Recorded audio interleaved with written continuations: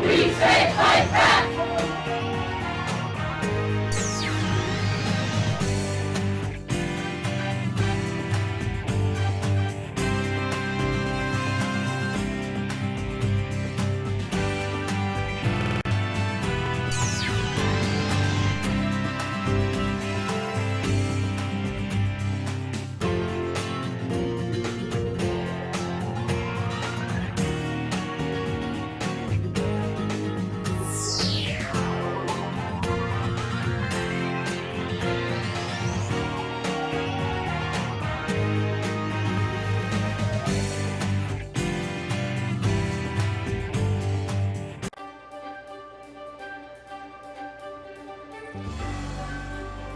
Our book today in the Thom Hartmann Book Club is Fred Kaplan's new book, The Bomb: Presidents, Generals, and the Secret History of Nuclear War. This is from the introduction. For 30 years after the Cold War ended, almost no one thought, much less worried, about nuclear war. Now, almost everyone is fearful. But the fear takes the form of a vaguely paralyzed anxiety. Because of the long reprieve from the bomb's shadow, few people know how to grasp its dimensions. They've forgotten, if they ever knew. The holiday from history began on August 8th, 2017, when President Donald Trump, barely 6 months in office, told reporters at his golf resort in Bedminster, New Jersey, that if the North Koreans kept threatening the United States with harsh rhetoric and missile tests, quote, they would be met with fire and fury like the world has never seen, end quote. Even those who didn't remember President Harry Truman's similar description 72 years earlier of the atomic bomb that destroyed Hiroshima, Truman said, a rain of ruin from the air, the like of which has never been seen on this earth. It was clear that in language more bellicose than any president since the end of World War II, Trump was talking about launching nuclear weapons at North Korea. Not if its leader, Kim Jong-un, first attacked the United States, but merely if he developed the ability to do so. Then, 6 months later, Trump signed and released his administration's Nuclear Posture Review, a 74-page document that called for building new types of nuclear weapons and integrating them with the military's conventional war plans. In short, for treating nuclear weapons as normal. The red lights flashed. The alarm bells rang furiously. Yet here is what few recognized. None of these notions were new. The president himself seemed a departure from the norm. His character, erratic, eruptive, thin-skinned, willfully uninformed, a combustive mix for a world leader with his finger on the button. But the button and everything around it were the same.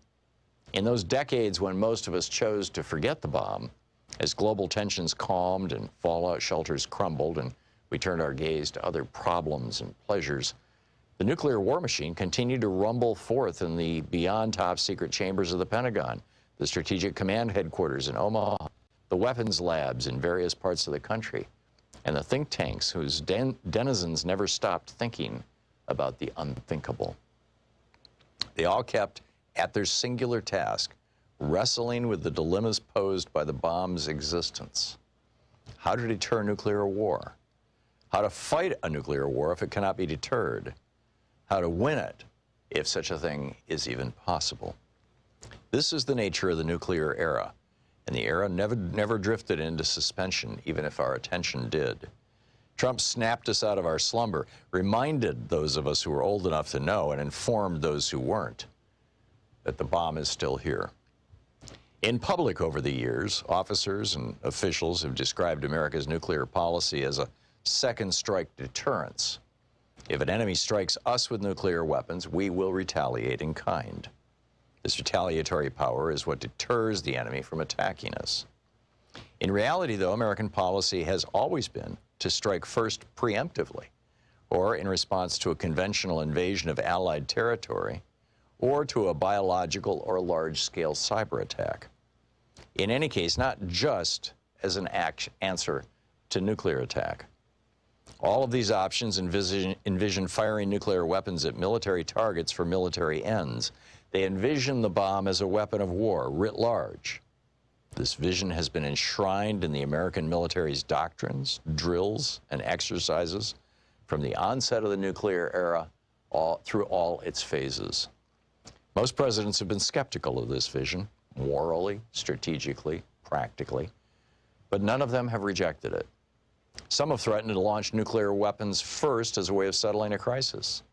The few who considered adopting a no first use policy, in the end, decided against it. There are rationales for these doctrines, drills, and exercises, and for the retention of the first use option. They are driven by policies, personalities, and bureaucratic rivalries, but also by a logic which, once its premises are accepted, hurls its adherents and the rest of us into a rabbit hole of increasingly bizarre scenarios that seem increasingly, if strangely, rational the deeper they're probed. Understanding the nuclear era, the era of our lifetime, means understanding the rabbit hole, who dug it, and how we got stuck inside. It means tracing the maze of its tunnels, which is to say the arc of its history. A story enmeshed in secrecy, some of it still secret, much of it now illuminated by declassified documents and interviews with key actors, though never fully told. How did we get to this second coming of nuclear panic? How did we wind up with thousands of nuclear weapons, far more than any war aims could justify? What propelled the nuclear arms race during the decades-long Cold War? And what happened to the weapons and their guardians after the Cold War ended? And how and why did any of this persist? This is the Thom Hartmann Book Club, the book Fred Kaplan's The Bomb. We have a new video up over at thomhartmann.com for people who are regular supporters of our program, and the essence of it is, I use a couple of examples. There's hundreds of them. In one case, Alabama is preparing to execute a man who was not guilty of the crime that he committed with a relatively high level of certainty, but still they're gonna kill this guy, an African American. And the other story out of New York State, where the police officers hog-tied this guy, elbows behind him, tied his legs together, and then threw him down a flight of stairs, mangled his face. He looked he was totally beaten. 12 hours later, he commits suicide in his cell. How is it possible that our prisons do this kind of stuff? Because the 13th Amendment says that slavery is still legal in the United States. You have no rights if you've been convicted of a crime. We need to amend the Constitution. Check it out at thomhartmann.com. Another N-word, My Life in the Black by Field Marshal Don Cox.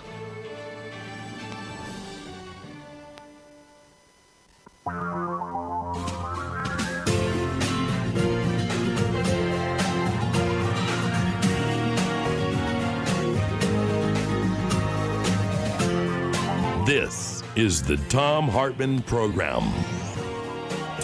Well, happy pandemic Monday.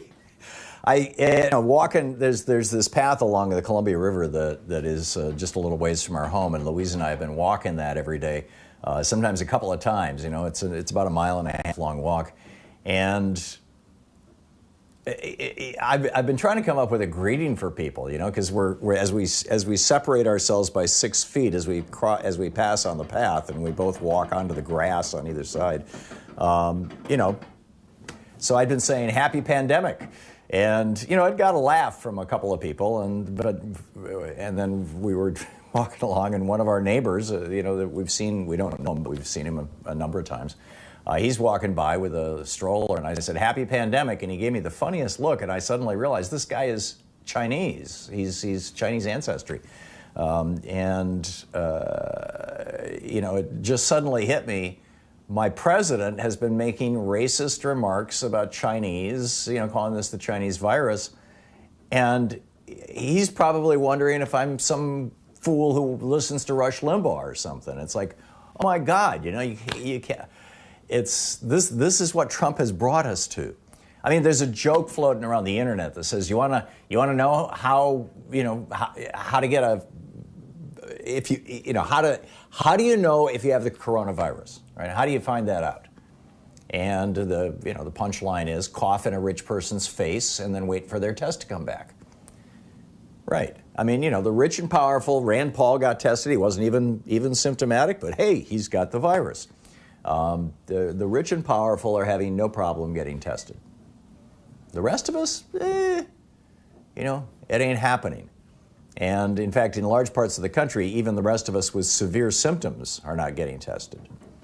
So the question is, what do we do about this? I mean, actually, the question goes beyond that. I mean, the United States and South Korea diagnosed their first cases on the same day, toward the end of January. South Korea activated their pandemic response team that day, and within a week, they had approved, and my apologies for the kind of rattling noise that you hear in the background. I'm doing this show from my home office, and there's a little balcony right outside the window, and above the balcony is kind of a cloth, roof, I guess. And we're getting a wind here. When the winds come out of I guess it must be the south here, they bang that thing around, and I've tightened it up as much as I can, so we'll just have to put up with that noise. Anyhow, so in South Korea, when they had their first case of this, the first thing they did was, within a week, they had gotten World Health Organization approval for a test kit that actually worked, and they'd gotten a couple of South Korean manufacturers cranking them out, and within 2 weeks, they were testing people. They've now tested over 300,000 people. They've tested about 1 in 15 people in South Korea. Well, we're not even close. Trump instead chose not to put back into place the two different pandemic teams that he had fired 2 years ago. And instead, he gave responsibility to the coronavirus to Jared and Mike Pence.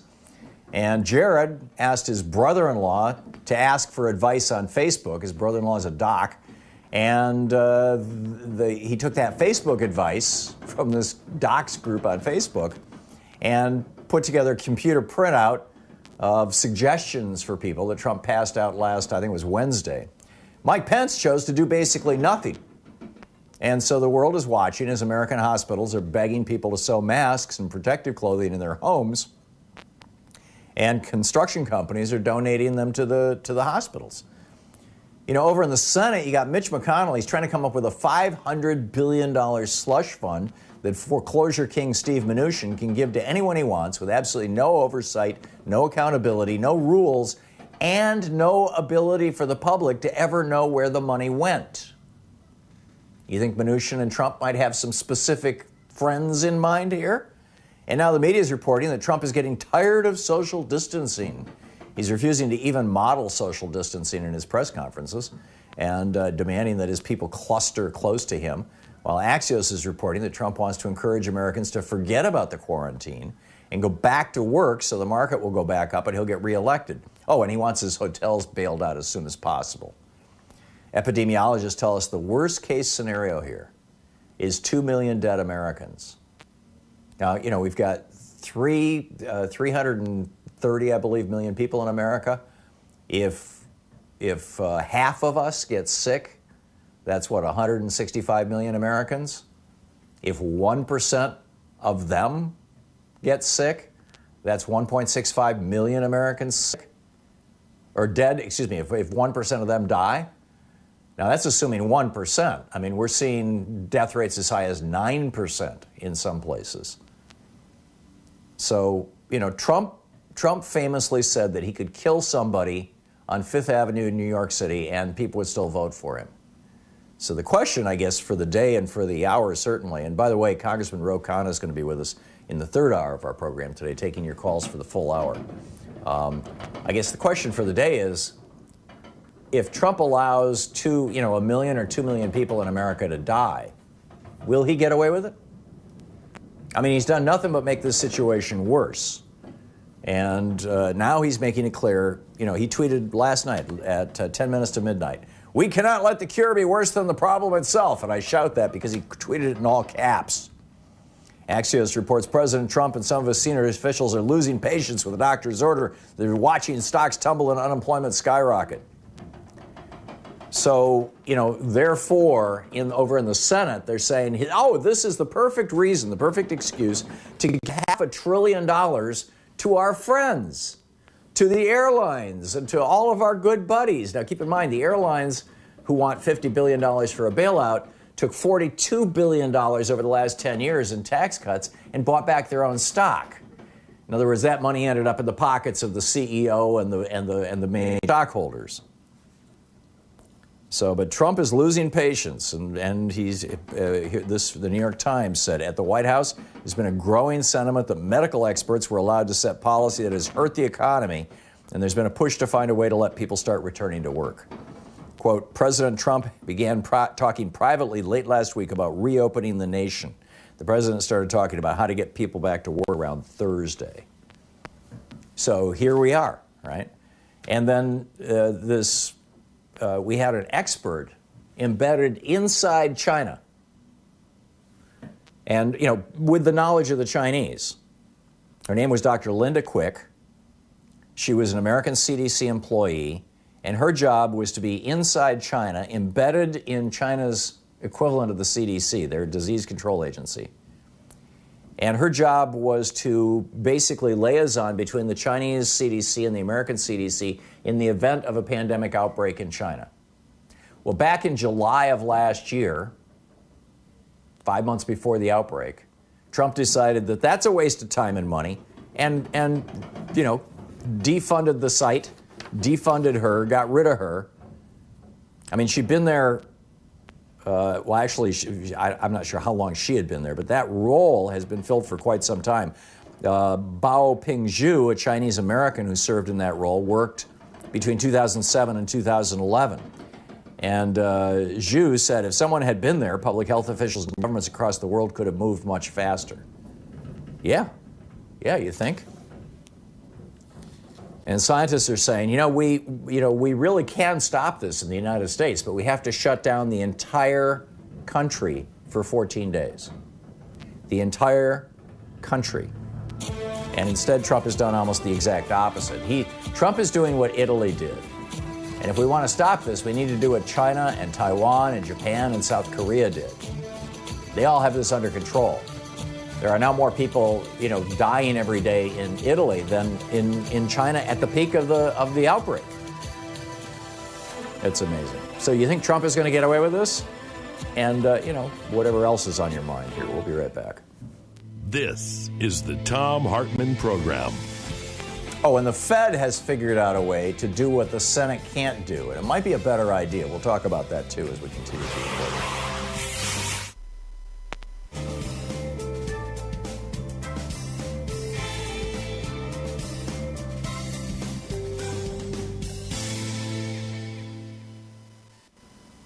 And welcome back. Let's see here. Mavericks in Edmonds. There we go. In Edmonds, Washington. Hey, Maverick, what's up? Good morning, Tom. Hey. So, update here. My town, Edmonds, mayor ordered a lockdown effective noon today. The largest city north of Seattle is called Everett, population a little north of 100,000. Their mayor ordered a lockdown over the weekend, effective today. And according to the Seattle Times, the county of Yakima, which has one hospital, has 0 beds available. So this is getting very, very real. And, POTUS oleaginous, that's what I call our leader right now. And the people in our administration and their policies and Republican ideologies have failed the American people. And it is now painfully, dare I say, fatally obvious. I think we now have a patriotic duty to stay at home because this is damage control, and it's all we can do. Yeah, I'm with you. That's my and not just to stay at home, but to stay at home in a way that is safe. Where you're not going over to your neighbor's house from time to time and that kind of thing, or sending your kid to daycare or whatever. This is time for pandemic lockdown. I'm with you. That's all I got, Tom. You have a great day. Thanks for your service. Thanks. You too, Bye. Maverick. Good talking to you. Jeff in Fort Dodge, Iowa. Hey, Jeff, what's on your mind today? Hi, Tom. I think that the Democrats need to get, and I do think he will get away with it as long as there's Fox News and right-wing media that promotes this.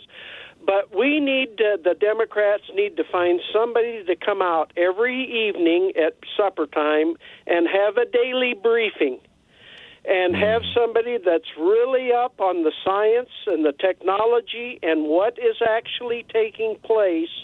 And ideally, that would be Joe Biden. Yes, we need somebody to counteract, because what Donald Trump's doing is the same thing he did in 2016. He's getting billions of dollars of free campaign on his daily briefing that he's given us on the coronavirus, and it all amounts to nothing. And somebody needs to come out in the Democratic Party daily and give us the truth. Yeah. Yeah. My wife is sewing masks here in Fort Dodge, Iowa now to try to give out to people and stuff so that we can protect the people around here. Good on her. That is great, Jeff. I mean, you know, tip of the hat to your wife. And you know, I mean, if you're stuck in your house and you have a sewing machine and some fabric kicking around, here's a place you can begin anyway. Yeah, Tom, I've been locked up for about 3 weeks. I've had triple bypass surgery. I saw this coming. You know, when you could see what was happening in China, and we knew it wouldn't be long before it was here. So we started locking ourselves down about 2.5 weeks ago. Yeah, same here. Same here. Jeff, thanks a lot for the call. It's great to hear from you, and say hi to your wife for me and thank her for what she's doing. That's a genuine patriotic service. It's 19 minutes past the hour, coming up on 20 minutes past the hour. We'll be right back. More of your calls and the news with it. Our 1 hour free podcast recaps our show, and it's available wherever fine podcasts are found. And we have the full 3 hour podcast available over at thomhartmann.com if you want to really support our program.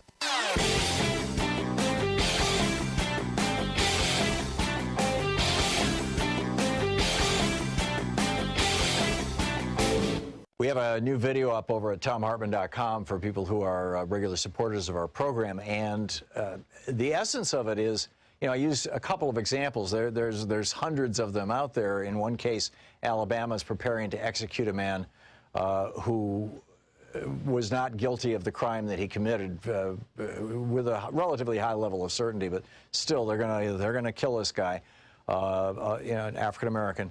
And the other story out of New York State, where the police officers hogtied this guy, arms, elbows behind him, tied his legs together, and then threw him down a flight of stairs, mangled his face. He looked he was totally beaten. 12 hours later, he commits suicide in his cell.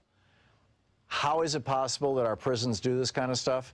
Because the 13th Amendment says that slavery is still legal in the United States. You have no rights if you've been convicted of a crime.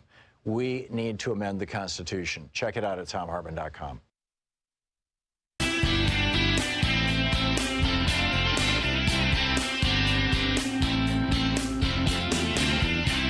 So the Fed is, you know, well, first of all, I got an email this morning from the White House. Of course, I get them pretty much every day. They've got, I'm getting two kinds of email. I'm on the Trump campaign list, as you know, ever since I gave Trump $5 way back in 2015. Every day or every other day I get, you know, an appeal begging for money, and those never mention the coronavirus. It's like it doesn't even exist. So it's pretty amazing, actually. And then the other one is I get the daily White House thing that goes out to the press. Excuse me, sneezing here. Did you know sneezing is not a symptom of the coronavirus? So when I sneeze, that's good news, right? Okay, so anyway, so the Congress, the Senate, what Mitch McConnell has done, Mitch McConnell is trying to get this $1.8 trillion. They're up to $2 trillion now. You'll recall, you know, last Wednesday, I think it was, when Congressman Pocan was on, I said I think it's going to take $14 trillion over an 18-month period. You know, it's basically we're going to have to float the entire economy, or large chunks of it, maybe 10 trillion. Well, they're moving in that direction, 1.8 trillion. But what McConnell wanted to do was have a stimulus package or a bailout package, whatever you want to call it. They're calling it a stimulus package. What McConnell wanted to do was have this in a way that $500 million of the money would simply be given to Steve Mnuchin, the Secretary of Treasury, the Treasury Secretary, the guy who was formerly the foreclosure king out in California, the one that Kamala Harris could have prosecuted but decided not to at the last minute. In any case, what McConnell and the Republicans in the Senate want to do is give $500 billion to Steve Mnuchin and let him give it to anybody he wants without it ever being reported to the American people. The information would be classified. It would be top secret who gets the money. And these are like grants and loans, a combination of both and all this kind of stuff. And there's very, very little for working people in there out of this 1.8 trillion. So it's gotten stopped, and the email I got from the White House today was Democrats block forward movement, or words to that effect, progress on repairing our economy. Well, it's not, and in fact, there have been reports of people, Democrats, going on TV and having TV commentators say, "Why are you blocking this money?" And they're like, "We're not blocking the money. The Republicans are not offering it in a way that's acceptable. It's not our fault." But over at the Fed, they've actually done something and they've already done it. It's why the market opened up this morning. It's why it's bouncing around right now, probably it's down 751 points right now, but it had been bouncing around, 200, 300 points, only 200 to 300 points down because of what happened, what the Fed did. The Fed said that they will make up to $4 trillion in loans to businesses. And the way that they're doing this is they're buying corporate bonds. Now, this is largely big business. Your business is probably not large enough to issue a bond. But the Fed is buying these corporate bonds, which essentially is loaning money to these businesses. And up to $4 trillion.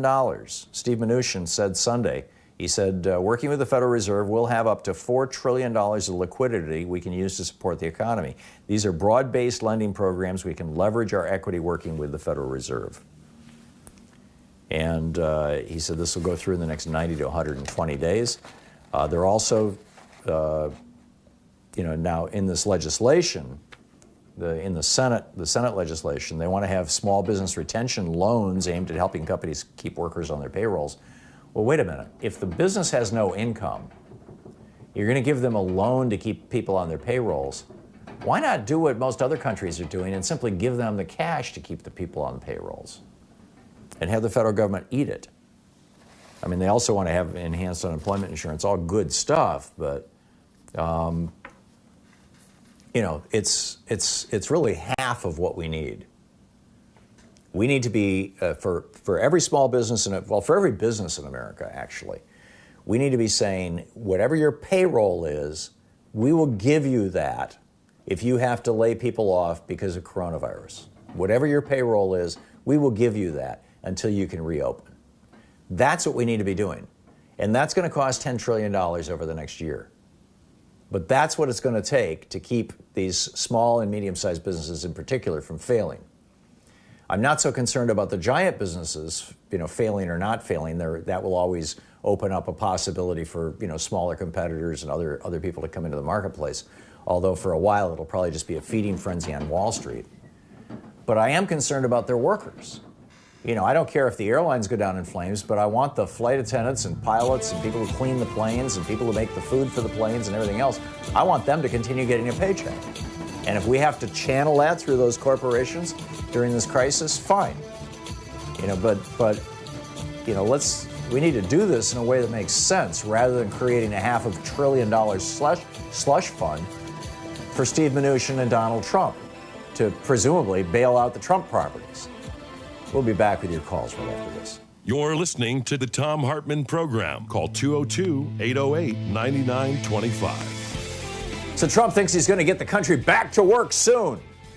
I don't think so. What do you think? And will he get away with the possibility of seeing 1 million people or more die?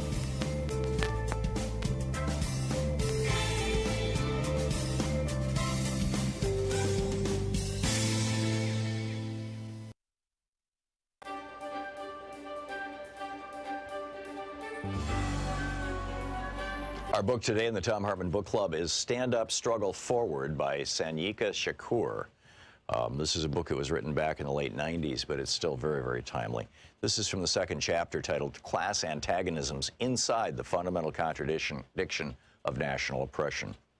Having just passed the 19th and quickly approaching the 20th anniversary of the LA Rebellion, we should be reminded here of what Rodney King whimpered as he stood in front of a bank of microphones surrounded by class enemies and neo-colonial politicians. We should remember how he'd been dressed in that non-threatening cardigan sweater, white shirt, and black tie, how his hair had been tortured into submission by a jerry curl. We should reflect as well upon how timid and spooked he looked, and on how concerned and stern those who flanked him were as well. That was a Kodak moment. It was staged to foster an image of contrition and resignation, submission, a victim. Rodney King had been led to believe, through a bourgeois sense of reasoning, that the rebellion was really about him, that the reason new Africans and Mexicanos took to the streets of South Central was the result of his filmed beating. That, of course, is typical of mechanical bourgeois thinking. What it's not typical of, however, is someone from the hood. And this cuts both ways. No one in the hoods and barrios ever thought it was about Rodney King. We'd all seen the film over and over like everyone else, but that was par for the course. We'd always seen that, long before anybody caught it on tape. Actually, we'd experienced much more than that. Why, it's safe to say that the hoods had gone to war with each other in vicious waves of internal, intra-class combat for much less than that, though because of a general colonial mentality which prevents the challenging of bottom-up oppression, the same hood forces will not, in any systemic way, wage war on the pigs, or for freedom, land, and socialism. Rodney King alone and of his own accord would not have thought to hold a press conference to ask the asinine question in the form of a whimpering request, can't we just all get along? The fact of the matter is, we are getting along. New Africans and Mexicanos are getting along just fine. What we couldn't understand was why he was admonishing us for getting at the exploiters of our communities. The impression he gave, with his handler's hands up his back like a ventriloquist troll, was that a race riot was going on, as if we had all begun to kill each other or burn and rob each other's homes. His handlers compelled him to send up a false flag, a diversion. But you see, this was the very thing that exposed the class interests and reactionary politics of the Uncle Toms that had been designated to handle him, and by extension, us. Let's go back for a minute. Let's talk social development, aka history. There exists a fundamental contradiction in our lives that, like an elephant in the room, no one wants to acknowledge. As a consequence of the war waged upon various African nations by European powers, those of us captured and kidnapped were taken out of our own self-determining social developments and violently forced into Euro-American history. This is not simply a clever play on words. This is a reality. We lost the ability to control our own destiny. Read that again. From that time until now, the fundamental basic contradiction between the U.S. oppressor nation and our own oppressed and colonized nation has been the governing imperialist relationship, which is to say, us not being in control of the qualitative factors that determine our lives as a people, as a nation. Our tradition of struggle against this fundamental contradiction has taken many forms, some hidden or obscured, some open and hostile. But all of these have been open to resolve the fundamental contradiction and to regain our independence. While there have been some bona fide struggles to resolve the contradiction, there have also been reactionary neocolonial struggles waged by internal enemies loyal to the oppressor nation and culture that have tried time and time again to subvert and control our destiny for the benefit of the capitalists. They've come among us, always imposed from above, stirring up emotions and giving lip service to progress, equality, justice, and prosperity. These always within the colonial confines of the oppressor's arrangements, and none collectively ever materialize, because without a resolution of the fundamental contradiction, that is the freeing of our productive forces from U.S. imperialism and the governing of our own affairs, we'll remain a minority within the American system as opposed to a majority in our own, and subjected to the established bourgeois social contract, i.e. colonialism, neo and post. We can parade all through the empire with black congressmen, black mayors, black governors, black police chiefs, black Supreme Court justices, hell, even a black president, and absolutely nothing will alter the genocidal relationship that governs our national oppression here, because the blacks are part of the colonial apparatus. They have made a strategic alliance with the capitalist imperialists to act as go-betweens in our oppression and exploitation. This is a conscious class stand. The black petty bourgeois is not innocently confused, like, say, Mrs. Jackson across the street is, about our national oppression, about the existence and subjugation of New Africa. They are well-read, have traveled in our experience. They've just chosen sides against us and in favor of our historical enemies. And the sooner we recognize and internalize this, the better off we'll be. Black ain't nothing but a color. As a designation of our national identity, it has played out. It is a superficial understanding at best and a foolish and dangerous analysis at worst. We have no collective control over the qualitative factors which determine our lives. We do not, in other words, control our destiny, not as a people or a state. The book is Stand Up, Struggle Forward by Sanyika Shakur.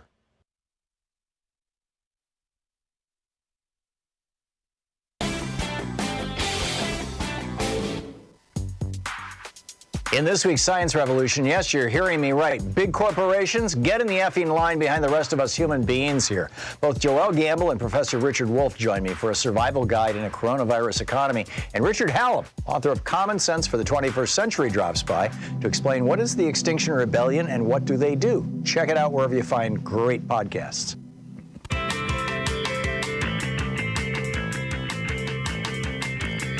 And welcome back. Thom Hartmann here with you, and we're talking about, what's going on in the world and how are we making it through? Are you sheltering in place? Hopefully you're doing it safely and taking it seriously. This is, we don't want to be in the first wave of people who are getting this. And it's just a matter of figuring out a new rhythm for life and connecting with other people and you in different ways, but, maintaining your sunny, positive attitude as we move into, the first day of spring was last week. Here we go. We're moving forward. So, Jim in Berwyn, Illinois. Hey, Jim, what's on your mind today? Yeah, hi, Tom. I just wanted to let you and the public know something I found out over the weekend. I'm a union carpenter, and we left work on Friday believing we were shut down till April 7th, but it turns out that construction is exempt from the shutdown, and everybody will be back at work as soon as tomorrow. And, some companies will have shut down a week ago. Pepper Construction shut down, but Power Construction seems to think profits are more important than their people. So I'm just curious what you think about that. Wow. It sounds, if it's critical construction, if you're repairing roads that have collapsed or something like that, I can see it. But we're if it's not remodeling a critical Ritz-Carlton. Yeah, that's something that can be paused for a while, I would think. Is this the governor's, request or orders in Illinois, or is it just, is his lockdown order just kind of discretionary and companies can do whatever they want, or what? I don't know the details of what's happened there in Illinois. I don't know either. I would assume it's just, from what I heard from my union, is that construction is exempt, period. So, and there's no way for us to be safe. Totally safe, because it's not a clean environment, and there's just no way to do it. Is your employer going to offer you gloves and masks? I wear a mask and gloves, but they're not requiring everybody else to wear them. I told them that I would feel more comfortable if everybody else was wearing gloves and a mask, and they make us wear hard hats and safety glasses. So what's a couple of more items? Right. Yeah, exactly. I get it. Well, Jim, check in with us as we go through the week and let us know how it works out and what's going on, okay? Okay, thank you. Thank you, Jim. Good talking to you. Kim in Olympia, Washington. Hey, Kim, what's up? Hey, Tom. Just wanted to spread the word. I'm a part of Olympia Indivisible here in Washington State, and we are starting a movement. We're going out at noon every day with a bell or a music instrument from our front porch. We want to ring a bell for 1 minute to show solidarity with our healthcare workers and also to support those who are supporting them in their efforts to stay on the line. And, So, you said you're doing this at noon every day? Yes, noon every day starting today. Wow, that's great. I gave Louise some wind chimes for her birthday a year ago, and they're on our back porch. It occurs to me that that's probably the only bell we have in the house, but I could easily go out and bang the wind chimes with a piece of, with a stick or something, and we all have bells on our phones. We can find a chime or something on our phone. I'm going to set up my Bluetooth speakers outside, and I'm going to be ringing my bells on my doorstep every day. So that is cool. Thanks, Tom, for Kim, letting me do that announcement, and hopefully everybody will get out there. All right. In Olympia, Washington, get out there at noon and start ringing your bells. And frankly, if we could, create a nationwide movement, I think it's a great idea. Kim, thank you for the call. Excuse me, Tom in Champaign, Illinois. Hey, Tom, what's on your mind today? Thanks for watching us on YouTube. Hey, Tom, good to talk to you. Hey, would it be possible to take the bailout money and pass it through the American citizens, and then they could pay their bills, and it would go on to the banks and, the corporations, and, Yeah, I mean, this is the way to do it. The way that we did it in 2009 was we poured the money in at the top. The banks and the big corporations all got a giant bailout. And what did they do with that money? They gave it to their stockholders, their CEOs, their senior executives, and they used it to buy back their stock. The workers got bupkis. Then Trump does a $1.5 trillion tax cut. Again, workers got nothing.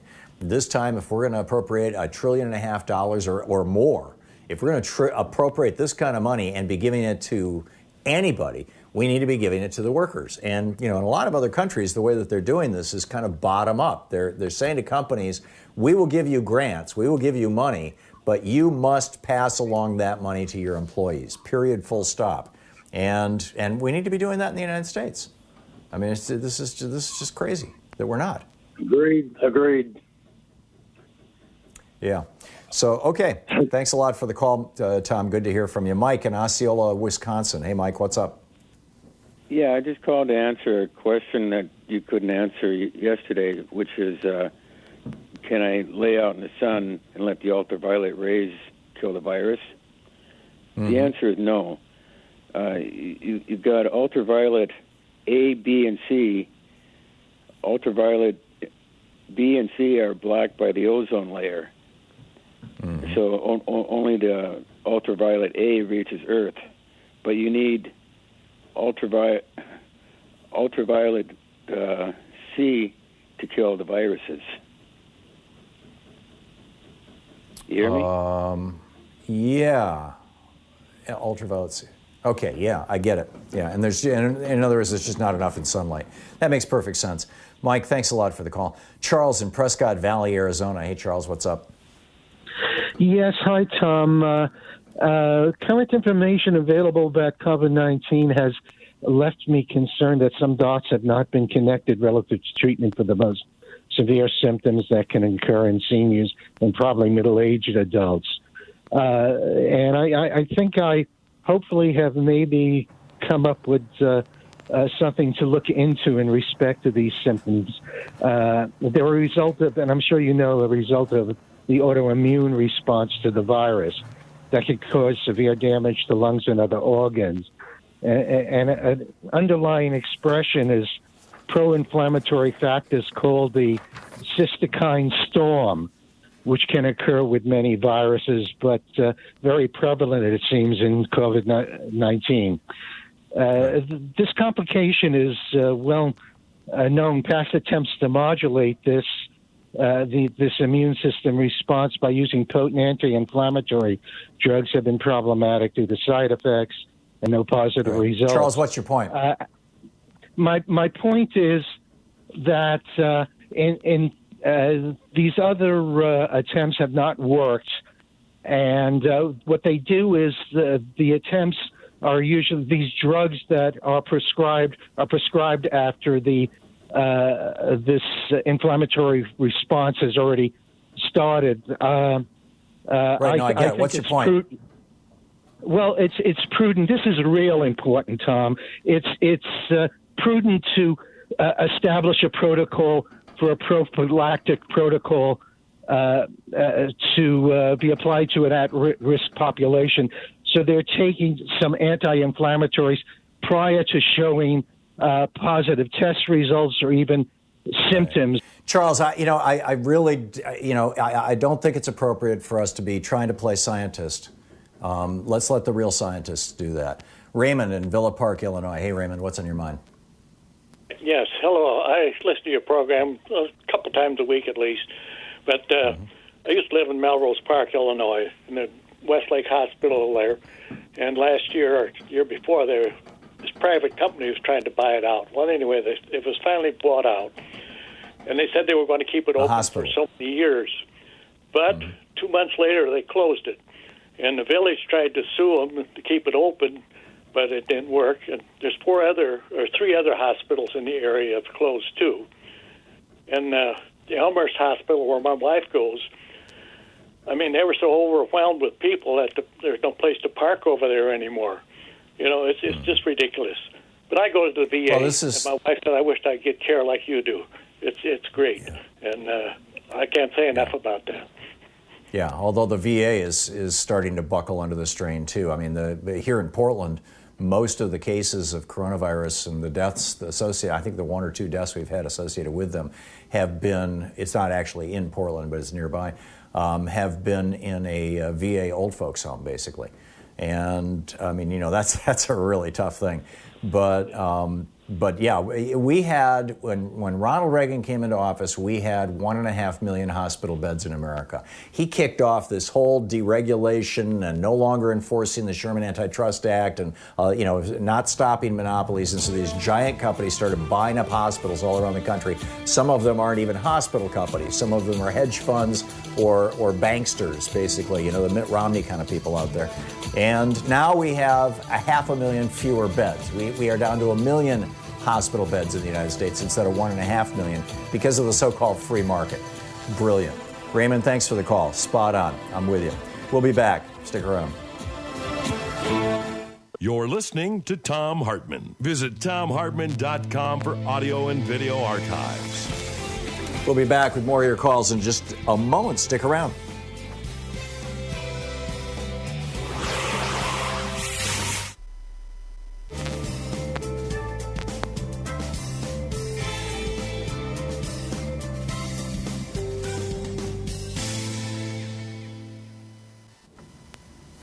And welcome back. Let's see here. Albert in Minneapolis, watching us on YouTube. Hey, Albert, what's up? Oh, good to hear from you, Tom. Say, I have very little contact down here on the bottom rung with senators and representatives, but I'm wondering if you or your listeners could run this past someone who has some pull. And maybe it's been talked about, but all the money that's been allotted toward the census, could that be? Could we take the National Guard or whoever volunteers? Because I know they're going to have a hard time finding workers to go door to door. But could the census be also utilized to distribute test kits, to print relief checks, to distribute emergency supplies, that kind of thing, since they're constitutionally obligated to go door to door anyways? And because of the contagion scare, having a hard time. No, because Albert, the people who volunteer to go door to door for the census are typically retired people who are looking for a part-time job. These are not people who have any expertise in any of the areas that you just described, doing test kits or anything like that. I mean, that's actually that can be very dangerous. I think what we need to do, Congress needs to act right now, and they need to pass legislation that postpones the census for 2 years. They just need to say the census this year, because there's a crisis. We have done everything we can, but we're going to postpone this for 2 years, and leave that funding intact because it's not that big a chunk of cash. And in the meantime, we need to be, the Fed is going to be loaning money to businesses. The Congress needs to get together and be giving money to businesses and to individuals, and all the money to business needs to come with the strings attached that that money must be used to help out people. So thanks a lot for the call, Albert. It's a good one. David in Nevada City, California. Hey, David, what's up? Hey, it's good to talk to you. It's been a long time. I really appreciate what you're doing. Hey, ironically, my topic was just mentioned before while I was waiting on the phone, which was Wolf was saying that we need to be calling the big business and reaching out to them because they're going to be hurt the most. The people that are most endorsing Fox and the entire campaign against logic and truth and science and anti-science are the people that have the most. And when the ports are closed, when the sea level rises, fill in the blanks, anything happens, they're going to suffer greatly. So they have no long-term thinking whatsoever. And and any kind of crisis always hits the poor first. Pitching to them and selecting out if any of them will speak up and trying to reverse this. That's mostly what I wanted to say. Yeah, the them being who? The extremely rich corporate owners who, instead of looking out for their long-term interest in keeping an environment, a stable environment, in order for... No, they're out there with their hands out.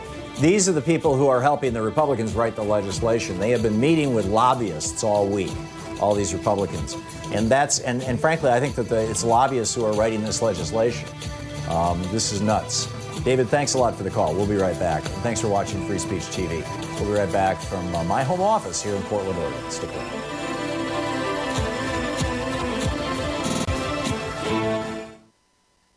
Hey, did you know that Hillary Clinton actually won Pennsylvania, Wisconsin, North Carolina, and Florida in the 2016 election? It's on page 92 of my new book, The Hidden History of the War on Voting. We have a new video up over at thomhartmann.com for people who are regular supporters of our program, and the essence of it is, I use a couple of examples. There's hundreds of them out there. In one case, Alabama is preparing to execute a man who was not guilty of the crime that he committed with a relatively high level of certainty, but still they're gonna kill this guy, an African American. And the other story out of New York State where the police officers hogtied this guy, elbows behind him, tied his legs together, and then threw him down a flight of stairs, mangled his face. He looked he was totally beaten. 12 hours later, he commits suicide in his cell. How is it possible that our prisons do this kind of stuff? Because the 13th Amendment says that slavery is still legal in the United States. You have no rights if you've been convicted of a crime. We need to amend the Constitution. Check it out at thomhartmann.com. Strategy in the 1980s. So you can find it over at thomhartmann.com and check it out.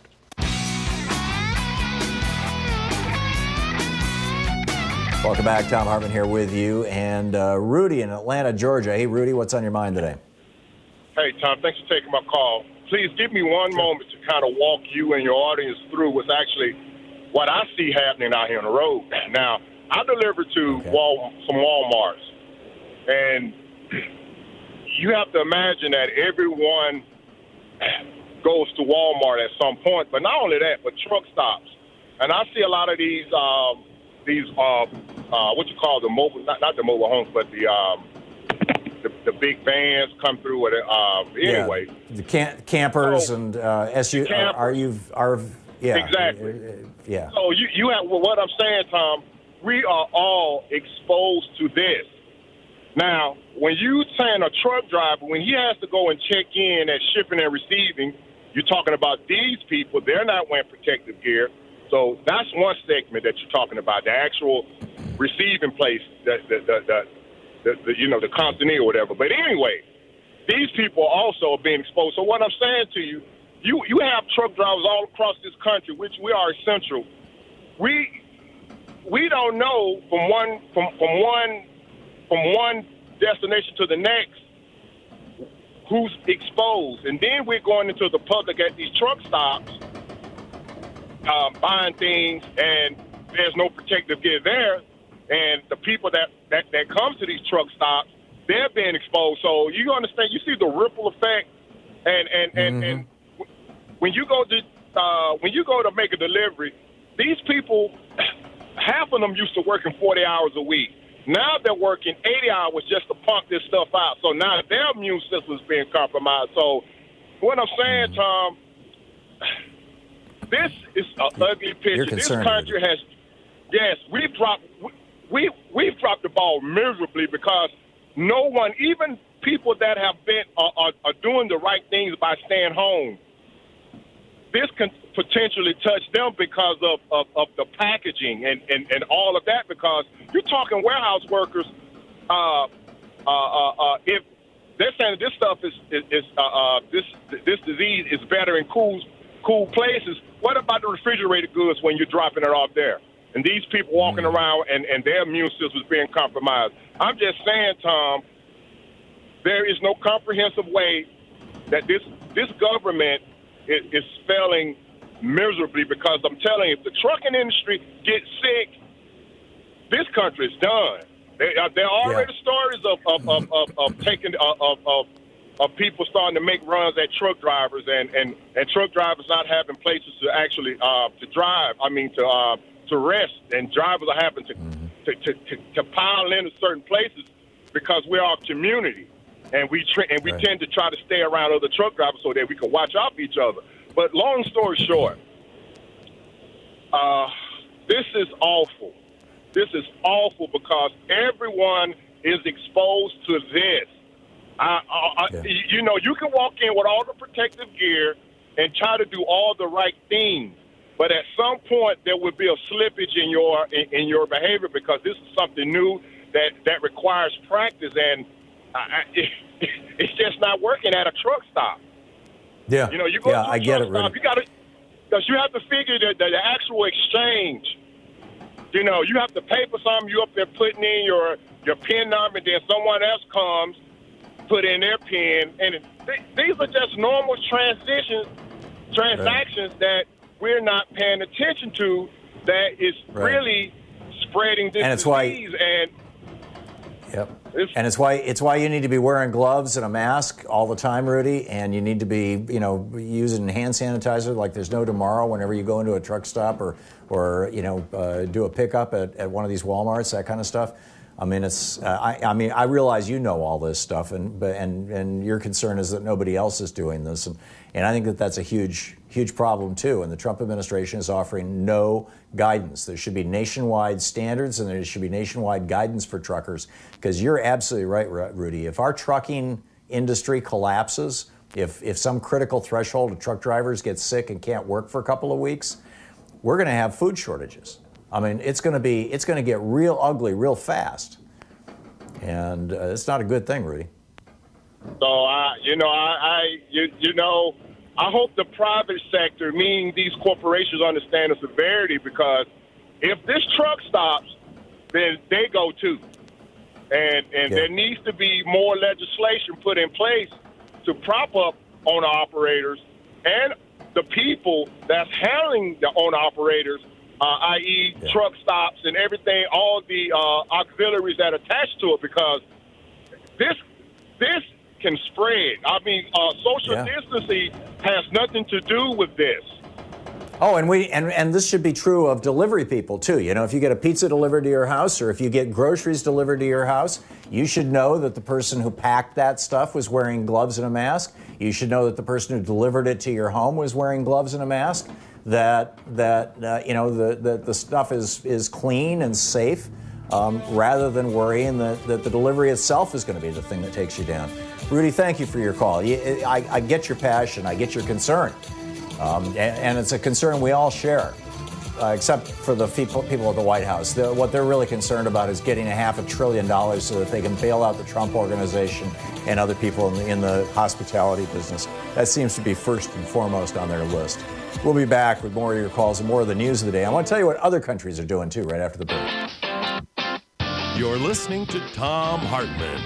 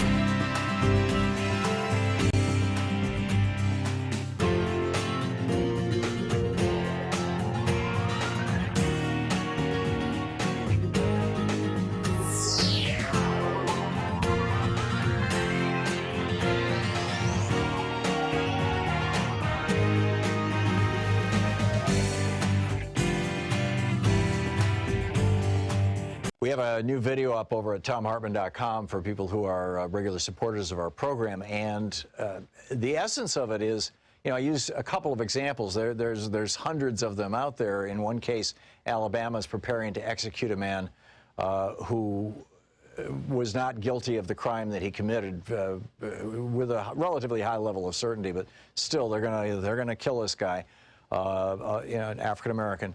And the other story out of New York State, where the police officers hogtied this guy, arms, elbows behind him, tied his legs together, and then threw him down a flight of stairs, mangled his face. He looked he was totally beaten. 12 hours later, he commits suicide in his cell. How is it possible that our prisons do this kind of stuff? Because the 13th Amendment says that slavery is still legal in the United States. You have no rights if you've been convicted of a crime. We need to amend the Constitution. Check it out at thomhartmann.com.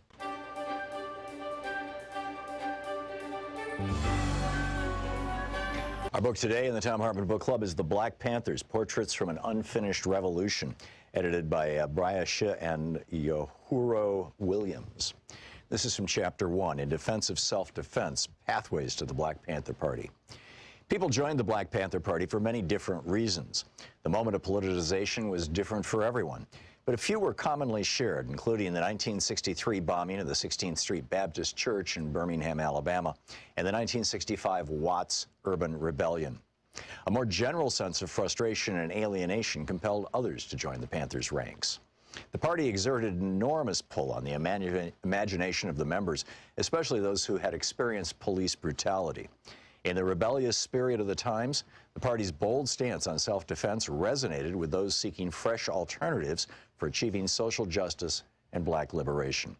Party members expressed a deep appreciation for other aspects of the Panthers program, including its community service programs, which grew out of a genuine love for the people. My neighborhood friend, a sister that I've known since I was about 11 years old, said, "Claudia, I want you to go with me. We're going to go and hear these Panthers speak at PS 92, which was an elementary school in our community." I said, "Okay, I'll go, I'm down." I listened to these brothers speak, and I heard the pitch. I saw the determination, and I saw the compassion. I thought, wow, this is the feeling that I used to get when I went into clubs and popped my fingers and got on the dance floor. It was the same feeling, except it was bigger for me now. It was bigger than me. It was full of love of the people.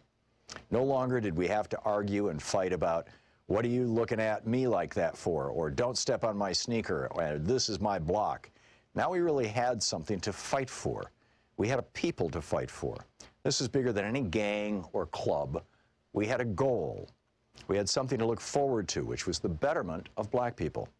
It was most definitely something that I was searching for, but I didn't yet know what that I was searching. I didn't find it. It fell on me. That was the first meeting.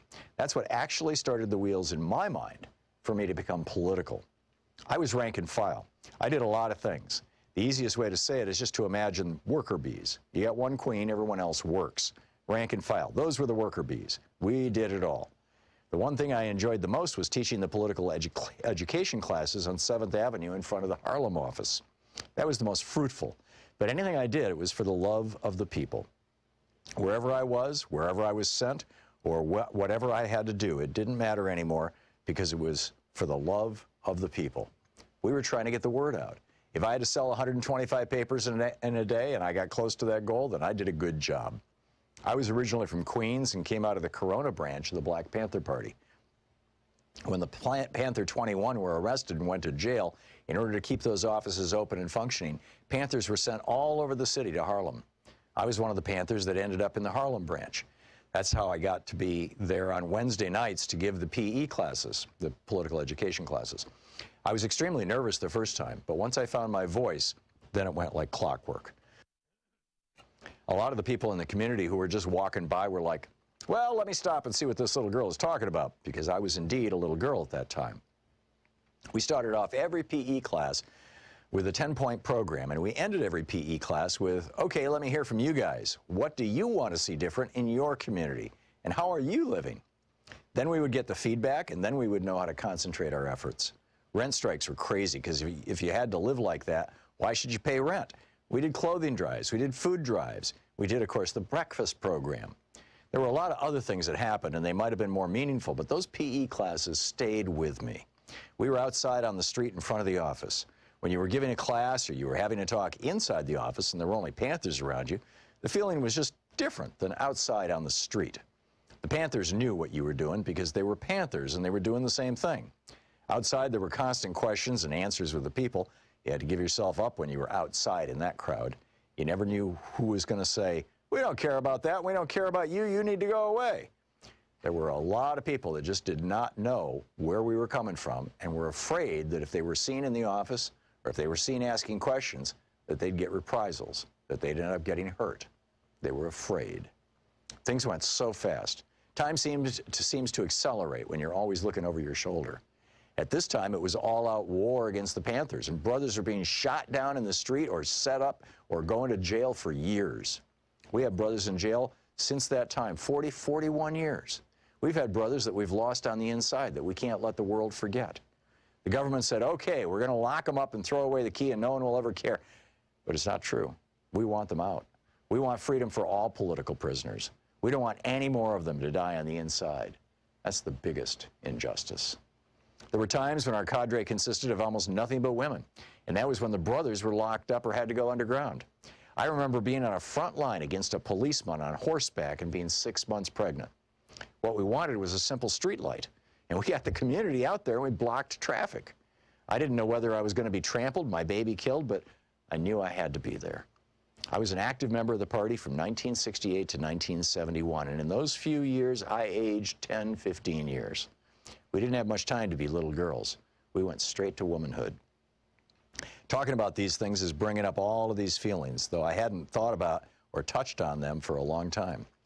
It seems that as you get older and you look back on the things that you've done in your life, you say, oh my God, I could have gotten killed then.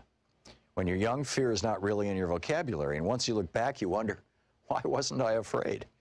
We didn't have much time to be afraid. It was all about survival. The Black Panthers.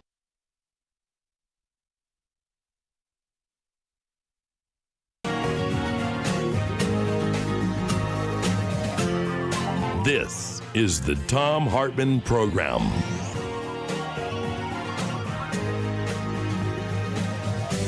Welcome back. Thom Hartmann here with you. Let's just quickly go through what some other countries are doing right now. We know that here in the United States, in the House of Representatives, Nancy Pelosi was able to negotiate with Steve Mnuchin and put together an $840 billion package that included basically extended unemployment benefits for about 20% of working Americans.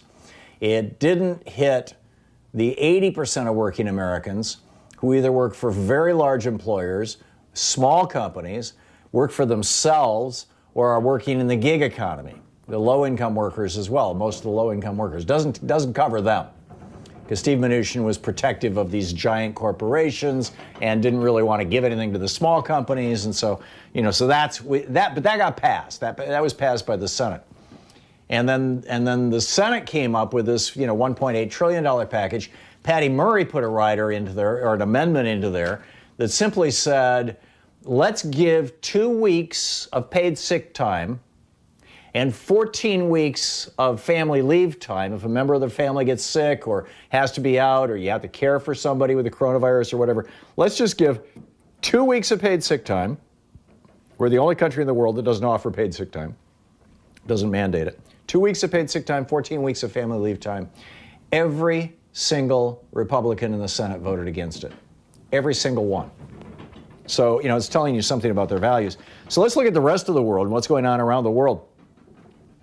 In Iceland right now, people actually get paid for being in quarantine. Not only do you get your full salary or normal paycheck, but it doesn't affect your sick leave at all. And of course, in Iceland, all health care is free. Italy was bitten badly by a failure to lock down early on and have widespread testing, but they're offering up to 36 months, 3 years of pay if your job vanishes or is suspended because of the virus.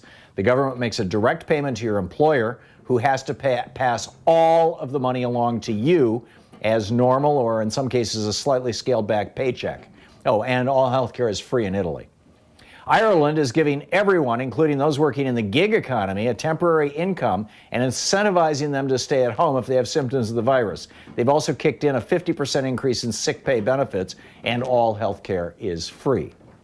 In the UK, mortgages and rentals hit a 3-month pause for people affected by the crisis, and they have blocked evictions. The government is backstopping banks to 80% of loans made up to $5 million for small businesses. The total backstopping package for businesses, particularly and including small businesses, is 15% of the nation's GDP, which in the U.S. would be $3 trillion. Just for the loans to businesses, or just for the government backstopping the existing loans for businesses. And by the way, in the first 6 months, all loans are interest-free in the UK, and of course in the UK, all health care is free. Germany has pledged unlimited cash to businesses of all sizes, what Finance Minister Olaf Scholz called a big bazooka. Peter Altmaier, the economy minister, added, quote, "We are making an unlimited pledge to the smallest businesses, from taxi drivers to the creative industry to really big firms with tens of thousands of workers." So that's happening in Germany. Even in the gig economy, everybody's getting, quote, unlimited cash to businesses of all sizes. Oh, and in Germany, all health care is free. Denmark will give cash payments to businesses of all sizes to cover 75% of employees' salaries if they promise not to cut staff, up to $3,400 per month per employee. Prime Minister Mette Frederiksen told the nation's businesses in a March 15th press conference, quote, "If there's a big drop in activity and production is halted, we understand the need to send home employees, but we ask you, don't fire them." And in Denmark, of course, all health care is free. France pays up to 70% of your salary and subsidizes your employer as well. In France, of course, all health care is free.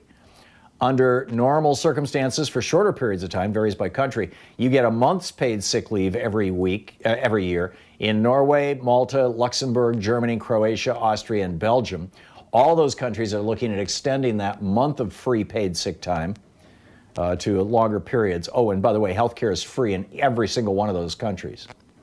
Here in the U.S., we've done virtually nothing. The Republicans are so committed to their Reaganomics grift that even the modest $800 billion deal that Nancy Pelosi finally negotiated with foreclosure king Steve Mnuchin only provides paid sick leave to 20% of American workers. The Trump mortgage payment freeze the administration has touted only applies to about half of mortgages, those federally held by Freddie or Fannie. And even then, you have to show your worthiness for the discount, and if you only lose part of your paycheck, you lose part of the postponement. And to add insult to injury, under the Trump program, banks are still piling up your interest and adding it back into your principal on the loan. So when your postponement ends, you'll owe even more on your mortgage. And then, as I mentioned earlier, Washington State Senator Patty Murray tried to attach an amendment to Mitch McConnell's new $1 trillion bailout of the airlines and other giant industries, along with a nice new tax cut. Murray's amendment would have cleaned up Mnuchin's failure and had our government guarantee every American 2 weeks of paid sick leave, 12 weeks, I'm sorry, I said 14 weeks before. It is 12 weeks of family leave, covering the left out 80% of American workers, including those in the gig economy. And that was too much for the grifters at the GOP. All 51 Republican senators present, this was last week, voted against it, killing the amendment. And by the way, health care here is not free. In fact, 500,000 of us go bankrupt every year because of our health care system. So that's kind of where we're at. Other pieces to the news associated with this. The Justice Department, Attorney General Bill Barr, is asking for this from the Daily Kos via the New York Times, is asking for the right to hold people indefinitely without trial, to eliminate habeas corpus, to let judges pause trials, to extend the statute of limitations for a year after national emergency ends, and to exclude people who have the coronavirus from applying for asylum. Basically, emergency powers. Viktor Orban, by the way, over in Hungary, he has the legislature this week voting on whether or not he can rule by decree. In other words, anything he says, if it comes out of his mouth, it is now law. This is the ultimate oligarchic power grab. And of course, I've shared, with you before what Viktor Orban is up to. Meanwhile, over at the New York Times, this is a very troubling report. It's called "Terrified Package Delivery Employees Are Going to Work Sick." An increasing number of workers sorting those boxes, loading them onto trucks, and then transporting and delivering them around the country have fallen sick. They have coughs, sore throats, aches, and fevers, symptoms consistent with the coronavirus, yet they are still reporting for their shifts in crowded shipping facilities and warehouses and truck depots, fearful of what will happen if they don't show up. Angel Duarte, a package handler at UPS in Tucson, said, I've been coming in sick because I'm worried that I'll lose my job or just be punished if I call out. I'm 23, I have no savings, I have a 4-month-old son. And Angel, now that he has showed up in the New York Times, or she has showed up in the New York Times, may not even have a job anymore. I mean, this is the super scary part of this. Some warehouse workers said supervisors had rebuffed them when they pleaded for bleach, masks, gloves, and a ready supply of hand sanitizer. In some facilities, even hand soap and paper towels are scarce, employees said. Employees continue to be jammed shoulder to shoulder along conveyor belts and required to maintain rituals such as security pat-downs. A UPS driver with a compromised immune system said she'd been hauling packages around Northern California despite feeling sick for a week. With an avalanche of orders, whose supervisor told her UPS couldn't afford to lose her even for a couple of days. At XPO, a big freight handler, which handles shipping for companies like Disney, Nike, and Verizon, and has a large fleet of trucks that haul goods nationwide, warehouse workers and truck drivers do not get any paid sick days. The company, which has faced intense criticism from employees about dangerous work conditions in its warehouse, offered to lend workers up to 100 hours of time off, but employees have to repay the time. An XPO worker and driver said in interviews that as a result of the company's policy on sick leave, they've been going into work with coughs and worse. Dan Baker, a part-time package handler for FedEx in Nashville, worked through sore throat and stomach problems this month. When he developed a fever, he told his supervisor he needed the day off. We really need you here today, Mr. Baker's supervisor told him in a text message. Wow. This is the Thom Hartmann Program. And then we've got the Trump cult, this bizarre cult that has formed around him, and that being a public health risk to America. I'll tell you about that after the break.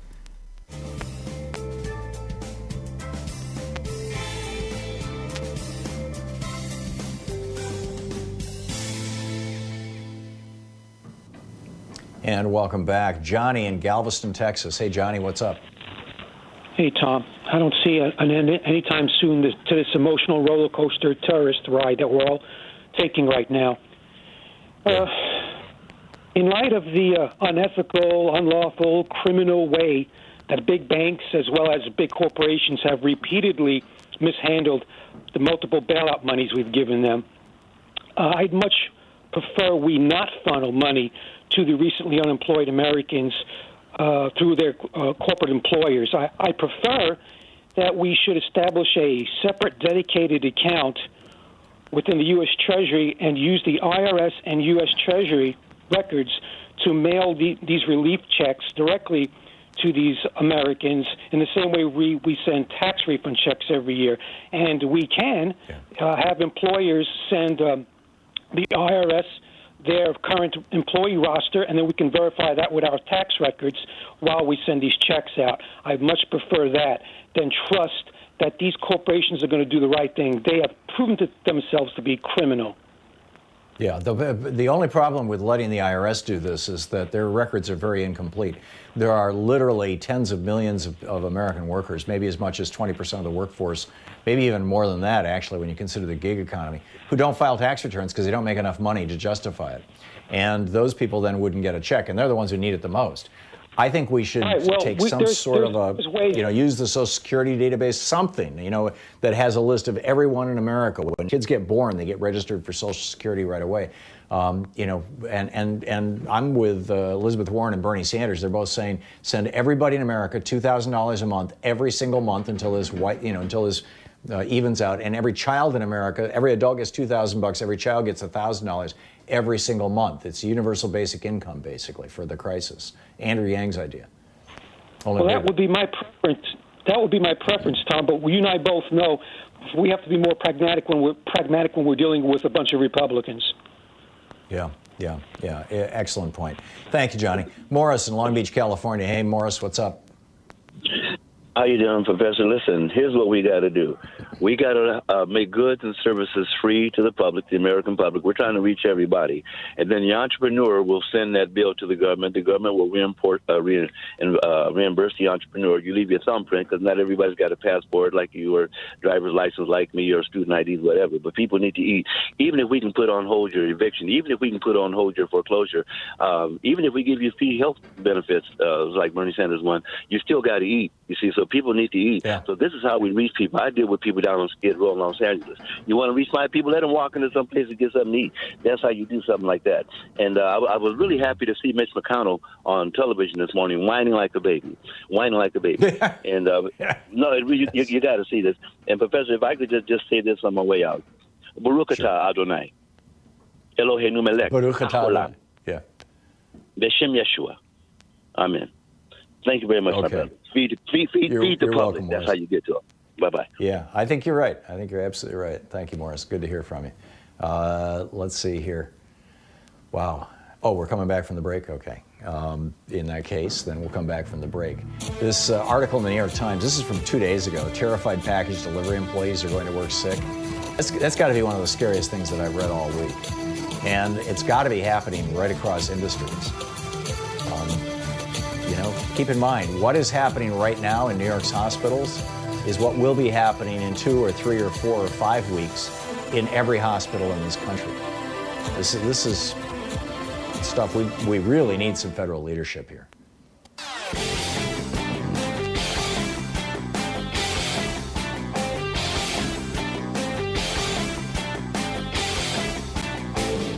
Our 1-hour free podcast recaps our show, and it's available wherever fine podcasts are found. And we have the full 3-hour podcast available over at thomhartmann.com if you want to really support our program.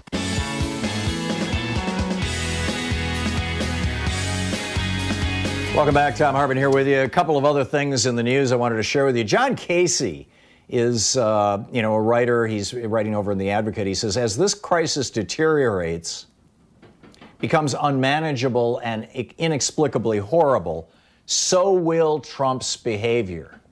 And I think we're seeing this in real time. We're watching him melt down in these so-called press conferences. He's holding these because, he can't have his rallies and he needs people to say, oh, you're wonderful. He probably needs to hold more cabinet meetings to get enough strokes that he feels like he can make it through his day. But John Casey goes on, a perfect storm that will unravel an unprepared, unrelatable, and unsympathetic president. A fairy tale turned into a horror of all horror stories. Spot on. Chauncey DeVega, writing for Salon. Trump is a malignant narcissist, a pathological liar, and a delusional fabulist. His lack of empathy, care, and concern for others is, essentially sociopathic. And Dr. Brandy Lee is the leading voice in the world who is talking about the Trump presidency. She's a professor of psychiatry at the Yale University School of Medicine, author of the best-selling book, The Dangerous Case of Donald Trump. And she had a conversation with, it was with Chauncey DeVega. And she explained her view that Trump, aided by Fox News, Chauncey writes, and other parts of the right-wing echo chamber is creating a collective state of mental illness among the Trump cult members that is making the coronavirus even more lethal.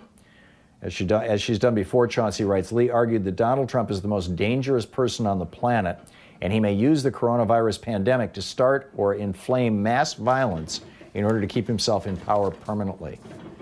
None of this, you can't put any of this beyond, outside the realm of possibility. And meanwhile, some of President Trump's most vocal evangelical supporters this is over at the Daily Beast, are saying the same thing. I mean, they're telling their followers, Trump, I don't know that he's saying this, but some of Trump's most vocal evangelical supporters says Guy Palma over at Daily Kos, are taking to the airwaves and telling their followers that they can physically be healed by the power of prayer. Prayer that only these pastors can facilitate. Kenneth Copeland is doing this. Put your hands on your TV and I'll heal you. He blamed the virus for people's dislike of Trump. Right-wing Watch's Peter Montgomery told the Daily Beast a global pandemic is the perfect opportunity for religious charlatans like Copeland to market themselves as healers. Jim Baker, of Jim and Tammy Faye Baker fame back in the day, that was back in like the 80s, I think, maybe in the late 70s. He just got busted, basically, he got knocked off Twitter and YouTube, I think it was, for selling an anti-coronavirus herbal supplement. You know, here, if you get sick, this'll take care of you. Right. Trump supporting Pastor Rodney Howard Brown, one of the guys who laid hands on Trump a few months ago when they had that infamous prayer session in the Oval Office. Last month, he says he's going to rid Florida of the coronavirus, just as he said he did with the Zika virus. And we disturbed it, declared we cursed that thing in the name of Jesus, and Zika disappeared. And we're going to do the same thing with the coronavirus. We don't need it on this shore. And obviously somebody said, well, what about the rest of the world? I can't be responsible for every city or whatever. So he doesn't care if other people die as long as Americans don't. But he's going to save Americans with his cursing the virus. Right. Meanwhile, Anthony Fauci was really pressed over the weekend when Aaron Blake, who writes the Fix column for the Washington Post, interviewed him and just really pushed him. And Blake, who did the interview, he says, it's been evident for a while that Trump indeed goes his own way on many things. Despite that advice, Fauci seems to be only so willing to downplay Trump's unwieldiness in the face of a true crisis. He openly admits the things Trump says could, quote, lead to some misunderstandings about what the facts are on a given subject, end quote. That's far from an ideal situation. Blake says, if there's one person in this whole saga who's built up vast reserves of credibility, it's Fauci. And even he seems to recognize that shooting straight might not be great for his long-term employability in this administration. Meanwhile, you ever hear of Dr. Peter Hotez? After years of research, his teams of scientists in Texas had helped develop a vaccine to protect against a deadly strain of coronavirus. That was 2016, and it was for SARS, which is a coronavirus. So if you've successfully developed a vaccine for SARS, it may work with a little tweaking or use the same principles and way of preparing the vaccine for the COVID-19. But, they ran out of funding. This was 2 years ago, 2016. It was 4 years ago, 2016. Hotez, the co-director of the Center for Vaccine Development at Texas Children's Hospital and dean of the National School of Tropical Medicine at Baylor College of Medicine in Houston, says, we just couldn't generate much interest. And so his vaccine is now sitting in a freezer in Texas, no closer to commercial production than it was 4 years ago. He said, we could have had this ready to go and been testing the vaccine's efficacy at the start of this new outbreak in China. There's a problem with the ecosystem in vaccine development. We got to fix this. Right. I mean, he did testify before Congress and told them this story. Oh, and then this is amazing. Why are we running out of masks? Because most of them are imported from China. The United States, this from the Associated Press, the United States counts on receiving the vast majority of its medical supplies from China. And when Chinese medical supply factories began coming back online last month, their first priority was Chinese hospitals. And in fact, the Chinese government has required makers of N95 masks to sell all of their production within China. And governors across the United States are becoming panicked because hand sanitizers, swab imports dropped 40% from China. Hand sanitizer imports dropped 40% from China. N95 mask imports were down 55% from China. In mid-February, the World Health Organization warned that this was coming, and the demand was 100 times higher than normal. Prices are 20 times higher right now, not 20% higher, 2,000% higher, because there was no big effort to stock up in the early years of the Thom Hartmann Program. Call 202-808-9925. Trump could have had us stocking this stuff up in December or January or February, but no. He had to have his little press conferences instead.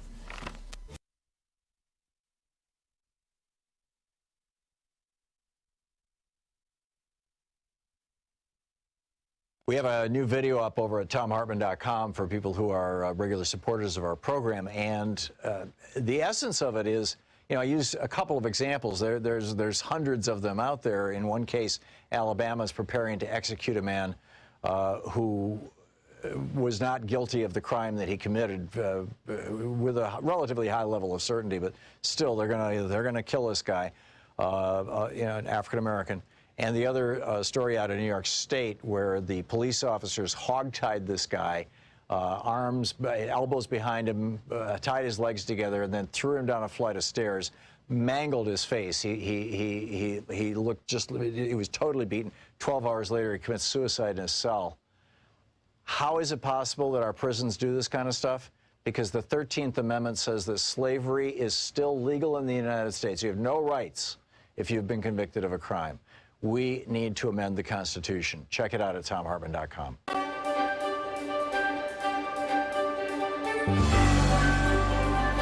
Our book today in the Thom Hartmann Book Club is Medical Apartheid, The Dark History of Medical Experimentation on Black Americans from Colonial Times to the Present by Harriet A. Washington. This is from the introduction. On a sylvan stretch of New York's patrician Upper Fifth Avenue, just across from the New York Academy of Medicine, a colossus in marble, august inscriptions, and a bas-relief caduceus grace a memorial bordering Central Park. These laurels venerate the surgeon James Marion Sims, M.D., as a selfless benefactor of women. Nor is this the only statuary erected in honor of Dr. Sims. Marble monuments to his skill, benevolence, and humanity guard his native South Carolina's State House, its medical school, the Alabama Capitol grounds, and a French hospital. In the mid-19th century, Dr. Sims dedicated his career to the care and cure of women's disorders and opened the nation's first hospital for women in New York City. He attended French royalty, his Grecian visage inspired oil portraits, and in 1875 he was elected president of the American Medical Association. Hospitals still bear his name, including a West African hospital that utilizes the eponymous gynecological instruments that he at first invented for surgeries upon black female slaves in the 1840s. But this benevolent image vies with the detached Marion Sims portrayed in Robert Thom's J. Marion Sims, Gynecological Surgeon, an oil representation of an experimental surgery upon his powerless slave, Betsy. Sims stands aloof, arms folded, one hand holding a metroscope, the forerunner of the speculum, as he regards the kneeling woman in a coolly evaluative medical gaze. His tie and morning coat contrast with her simple servant's dress, head rag, and bare feet. The painting, commissioned and distributed by the Park Davis Pharmaceutical House more than a century after the surgeries, as one of its History and Medicine in Pictures series, takes telling liberties with the historical facts. Thom portrays Betsy as a fully clothed, calm slave woman who kneels complacently on a small table, hand modestly raised to her breast before a trio of white male physicians. Two other slave women peer around a sheet, apparently hung for modesty's sake, in a childlike display of curiosity. This innocuous tableau could hardly differ more from the gruesome reality in which each surgical scene was a violent struggle between the slaves and physicians, and each woman's body was a bloodied battleground. Each naked, unanesthetized slave woman had to be forcibly restrained by the other physicians through her shrieks of agony as Sims determinedly sliced, then sutured her genitalia. The other doctors who could fled when they could bear the horrific screams no longer. It then fell to the women to restrain one another. I wanted to reproduce Thom's painting on the cover of this book, or at least in the text, but when I asked permission of its copyright holder, Pfizer Incorporated, the company insisted on reviewing the entire manuscript of this book before making a decision.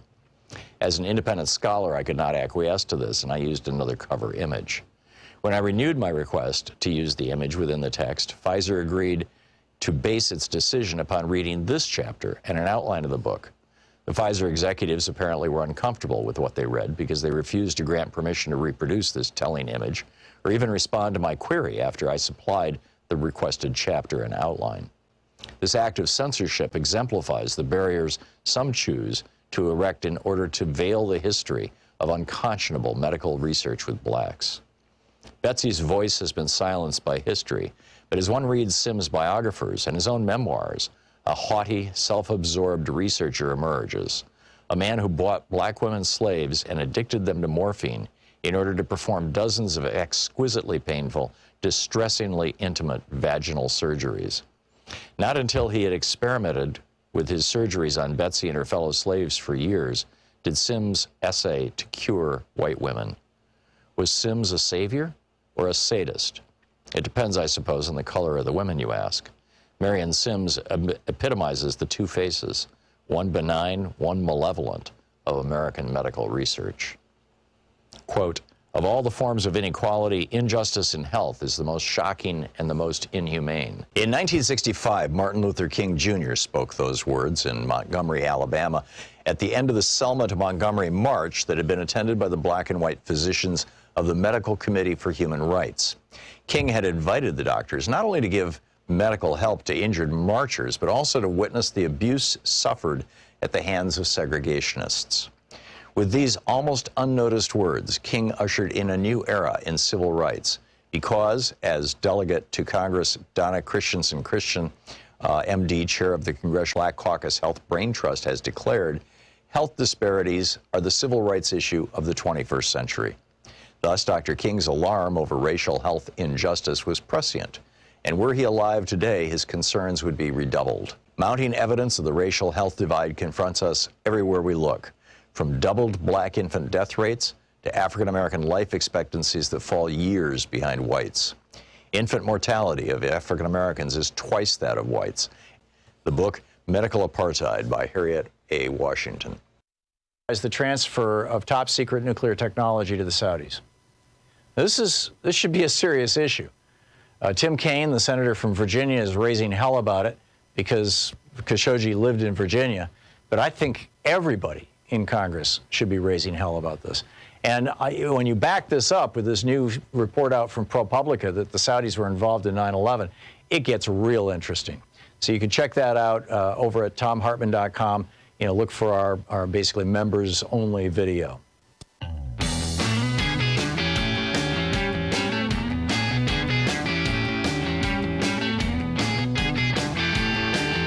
Welcome back. Thom Hartmann here with you. Amy Klobuchar's husband. This is getting serious, and hopefully Rand Paul is paying attention to this. This is what Amy Klobuchar wrote about this, I believe, on her website. Her husband's name is John Bessler.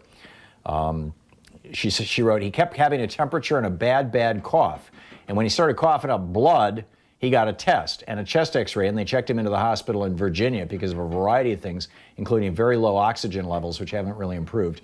He now has pneumonia and is on oxygen, but not on a ventilator, she wrote. She wrote, I love my husband so very much, and not being able to be there at the hospital by his side is one of the hardest things about this disease. I hope he will be home soon. I know so many Americans are going through this and so much worse right now, so I hope and pray for you, just as I hope you will do for my husband. Meanwhile, I am working in the Senate to try to get help to the American people. That's Amy Klobuchar. Wow. So keep her husband, John Bessler, in your prayers, or sending him light or whatever. But also, he's one of literally thousands of Americans who are hospitalized right now, who are fighting for their lives, and one of what's ultimately going to be millions of Americans who are infected with this virus and are going to get knocked down by it. It's amazing. Chuck in Champaign, Illinois. Hey, Chuck, what's up? Hey, Tom. Thanks for taking my call. Sure. I wanted to touch base. I too I know you've had a couple truck drivers that have called in, but I'm in the LTL industry, which is essentially like your FedEx or your UPS guy, but we're delivering pallets instead of hand, package freight. So I'm in Champaign, obviously, and Governor Pritzker put out the safety order effective Saturday. We're also union, and I'm the steward at my local terminal, so I was in contact with the company throughout the weekend about how the quarantine basically would affect our drivers and whether or not everyone would be able to work. Right. And so essentially what happened is everyone, all the manufacturers The way Illinois did it is they didn't go to each individual manufacturer and tell them whether or not they were essential or not. Mm-hmm. So everybody says they're essential. So essentially no one's closed. So it's up to the company to decide if they're essential? Well, nobody's telling them to close and I don't want to put company names out there, but for example, one of our largest shippers is someone who manufactures sporting goods equipment that predominantly 90% of their shipping goes to high schools, which are all closed, but they're open. Mm-hmm. All of their people are working. They're shipping freight just like they normally would. And there's a lot of people and I have people at home. I have loved ones at home that have autoimmune, who have underlying health issues, where I'm concerned about bringing this virus back to them at my home. But I wonder if we continue to kind of trust people to do the right thing. There's just not enough people who are willing to shut businesses down. These corporations will not shut down unless the states come out and specifically tell them, "Hey, you're non-essential. We don't need you." And part of what I question is, how do we define essential? Because we have hardware stores and things open, and I get that, hey, if we have a lot of rain and your sump pump goes out, you have to be able to go and buy a sump pump. But for those of us hauling those sump pumps to Lowe's or Menards or any hardware store, a lot of them already have those in stock. At what point is it essential for us to actually be out here moving freight across the country? Right. I have no problem doing that to protect Americans and get food where it needs to go. But the vast majority of truckers out there are not moving food. They're not moving medical supplies. I'm delivering I'm delivering exercise machines to residents every day during what's supposed to be a self-quarantine.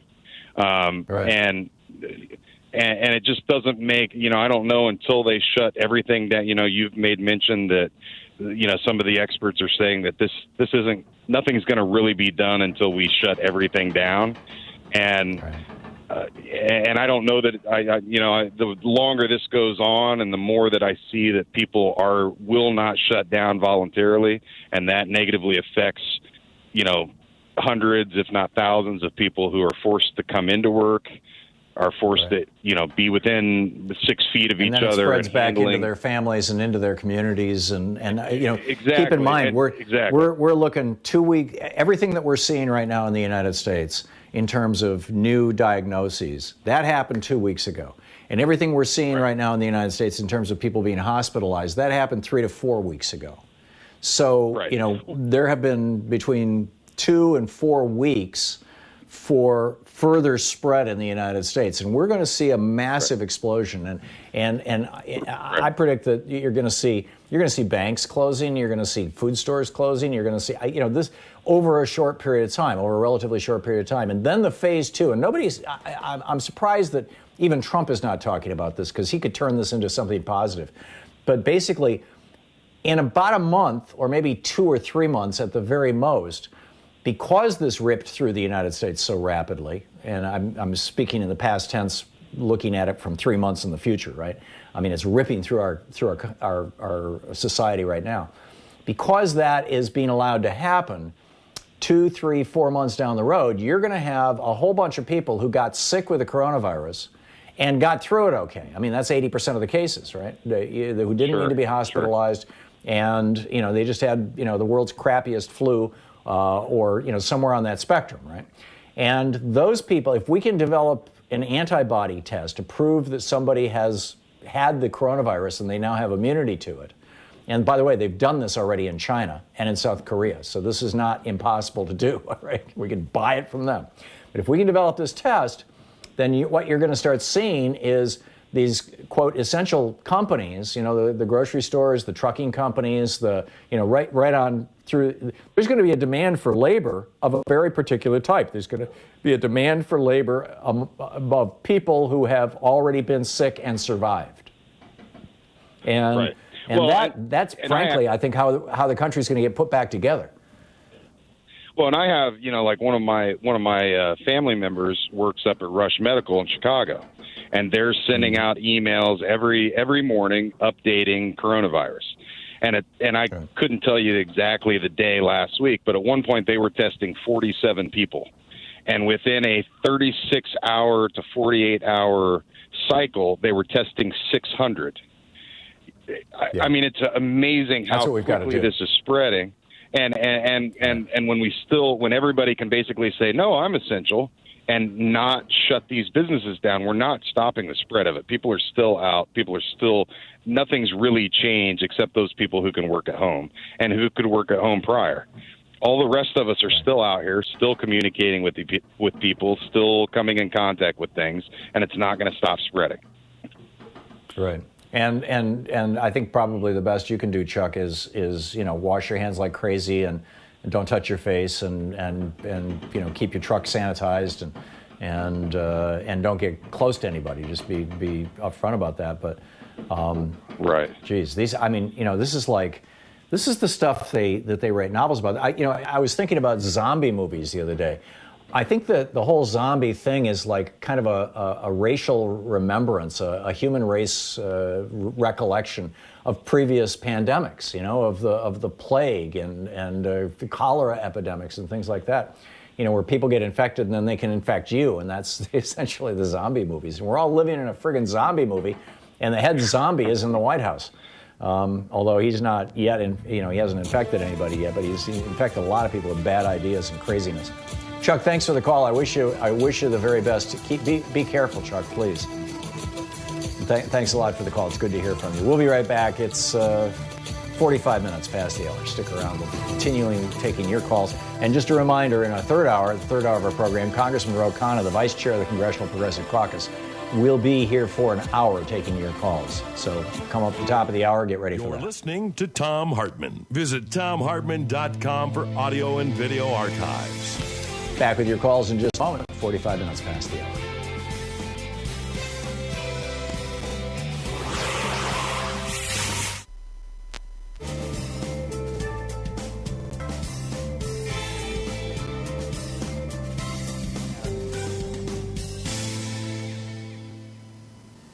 And welcome back. David in Los Angeles. Hey, David, thanks for watching us on Free Speech TV. What's on your mind today?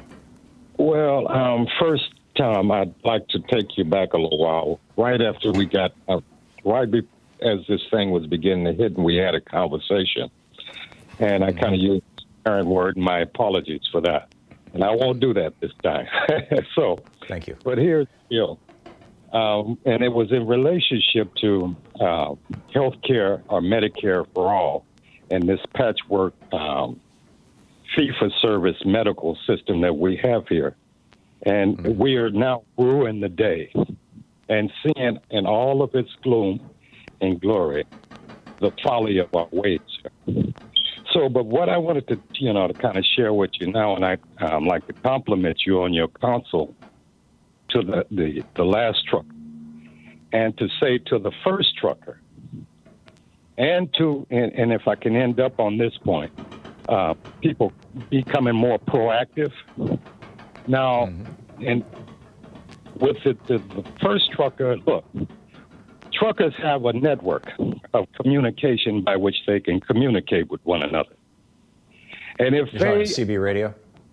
Yes, sir. And so they need to become more proactive, and that if whatever they are out there seeing, like what your second trucker was talking about, then suggest some things to your fellow truckers, because they are essential, and what they need to be is proactive as opposed to fear-based, right? Mm-hmm. And it takes me over into while we're staying at home, we need to be telling people about your program, and we need to be telling people to call their congressman and senator and other good Bernie progressive programs, too. Elizabeth, sir? And tell people about other good progressive programming, too. Yeah. Yeah, but starting with this one. Another one. But Thank look, you, David. And give the number out and have people to call their senator and their congressperson and let them know we want Bernie's implant, because we know that the Republicans is a corporative party. And they're negotiating on the behalf of corporate America at the expense of the people. And I'm not going to curse, Tom. Even though I'm feeling inclined. As I'm talking to you about it. Hey, I have to restrain myself sometimes. I know what you're talking about. Because this is so absurd. And to have a party designated to a corporate interest at the expense of the people in a democracy is fascism. Right? And our people it's the need to definition know of it. that is fascism. And so give them the number to the Congress, and they can contact their senator and their congressperson and take it back to the Congress with Pelosi, with Bernie and Mrs. Warren, Senator Warren's initiative, and start negotiation from that point. But that's the extent of what I have to share with you, brother. But thank you for the service that you're performing. Thank you, David, and thank you for your self-restraint. It's appreciated. But that was a great riff. Excuse me, a great rundown of what's going on. David, thank you for the call. And the phone number for Congress is 202-225-3121. 202-225-3121. If you want to call your senator, we'll be right back.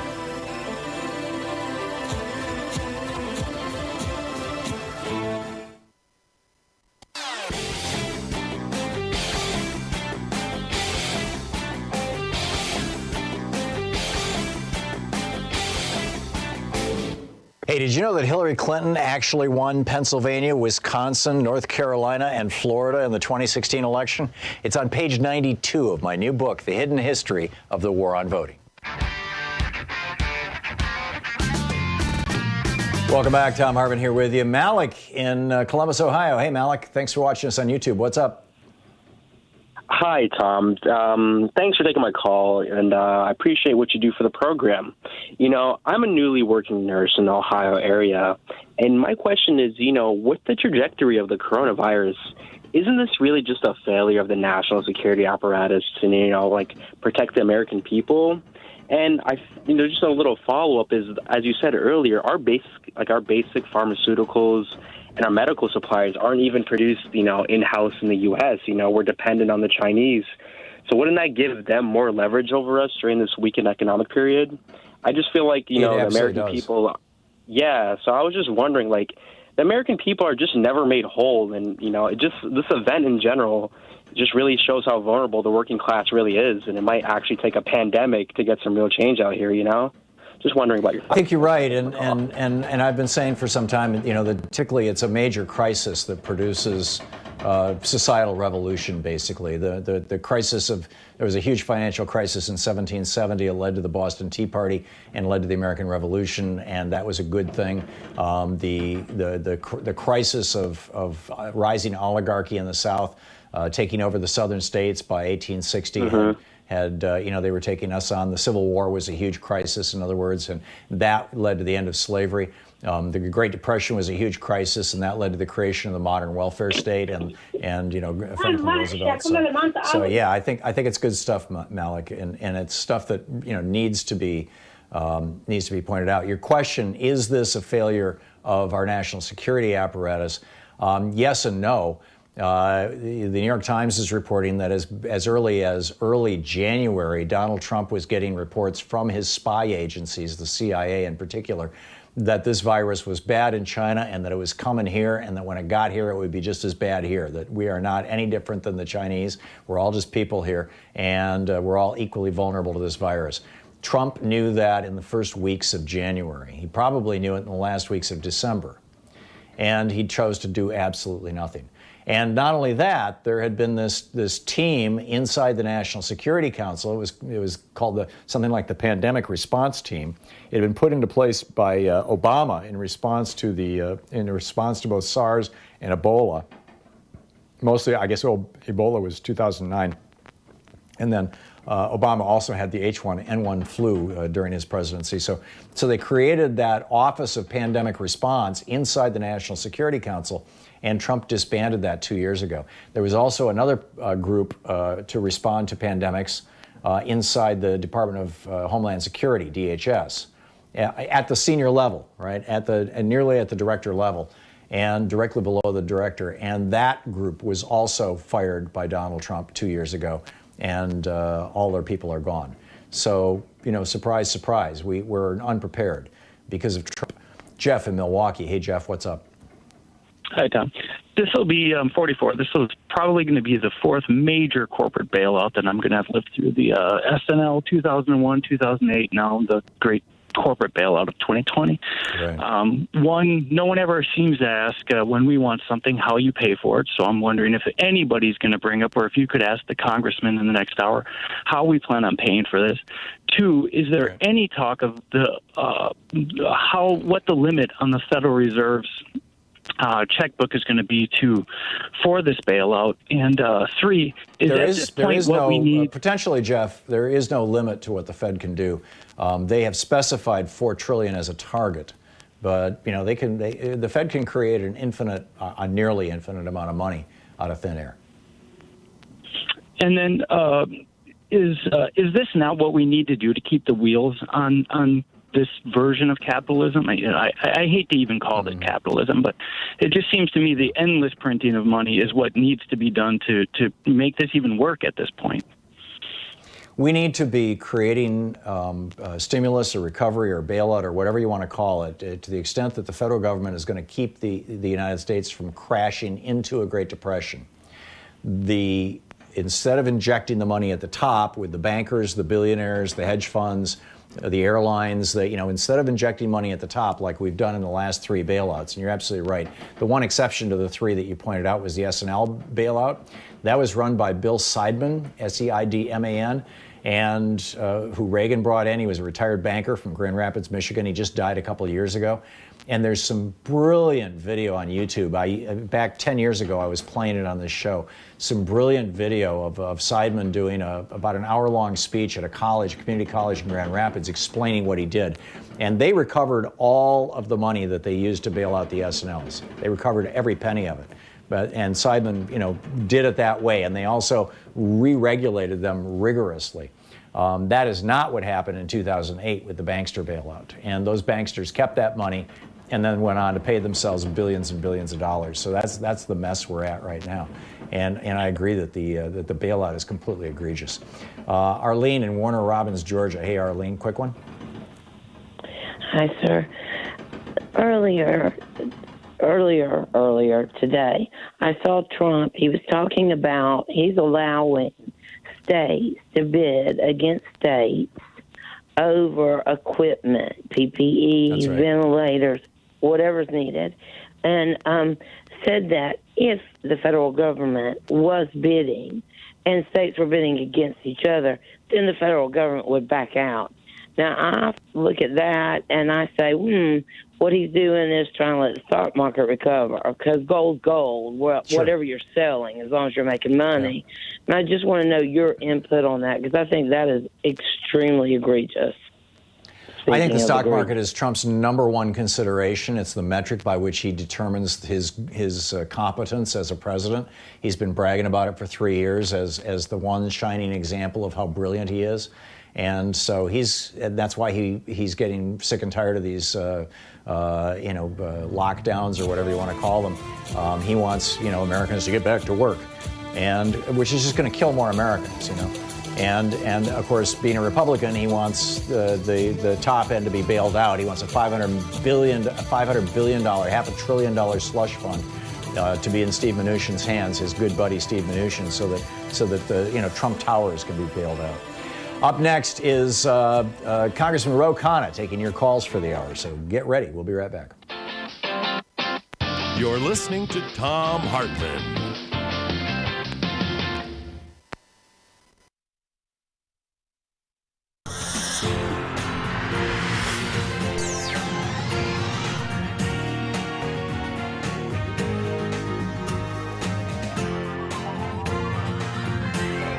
We say fight back!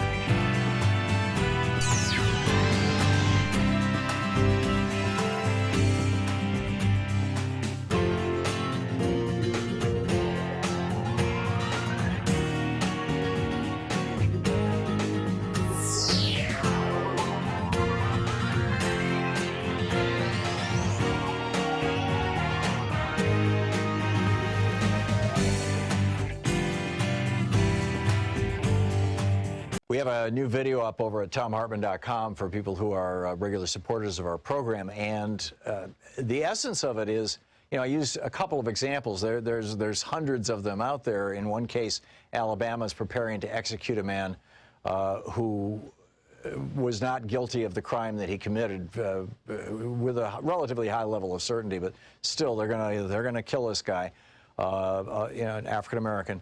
And the other story out of New York State, where the police officers hogtied this guy, arms, elbows behind him, tied his legs together, and then threw him down a flight of stairs, mangled his face. He looked he was totally beaten. 12 hours later, he commits suicide in his cell. How is it possible that our prisons do this kind of stuff? Because the 13th Amendment says that slavery is still legal in the United States. You have no rights if you've been convicted of a crime. We need to amend the Constitution. Check it out at thomhartmann.com.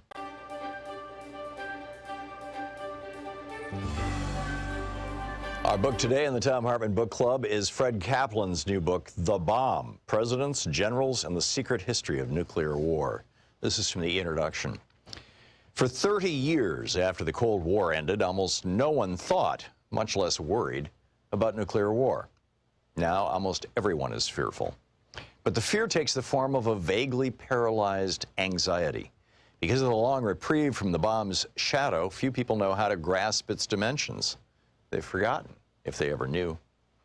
The holiday from history began on August 8th, 2017, when President Donald Trump, barely 6 months in office, told reporters at his golf resort in Bedminster, New Jersey, that if the North Koreans kept threatening the United States with harsh rhetoric and missile tests, quote, they will be met with fire and fury like the world has never seen, end quote. Even those who didn't remember President Harry Truman's similar description 72 years earlier of the atomic bomb that destroyed Hiroshima, Truman said, a rain of ruin from the air, the like of which has never been seen on this earth. It was clear that in language more bellicose than any president since the end of World War II, Trump was talking about launching nuclear weapons at North Korea. Not if its leader, Kim Jong-un, first attacked the United States, but merely if he developed the ability to do so.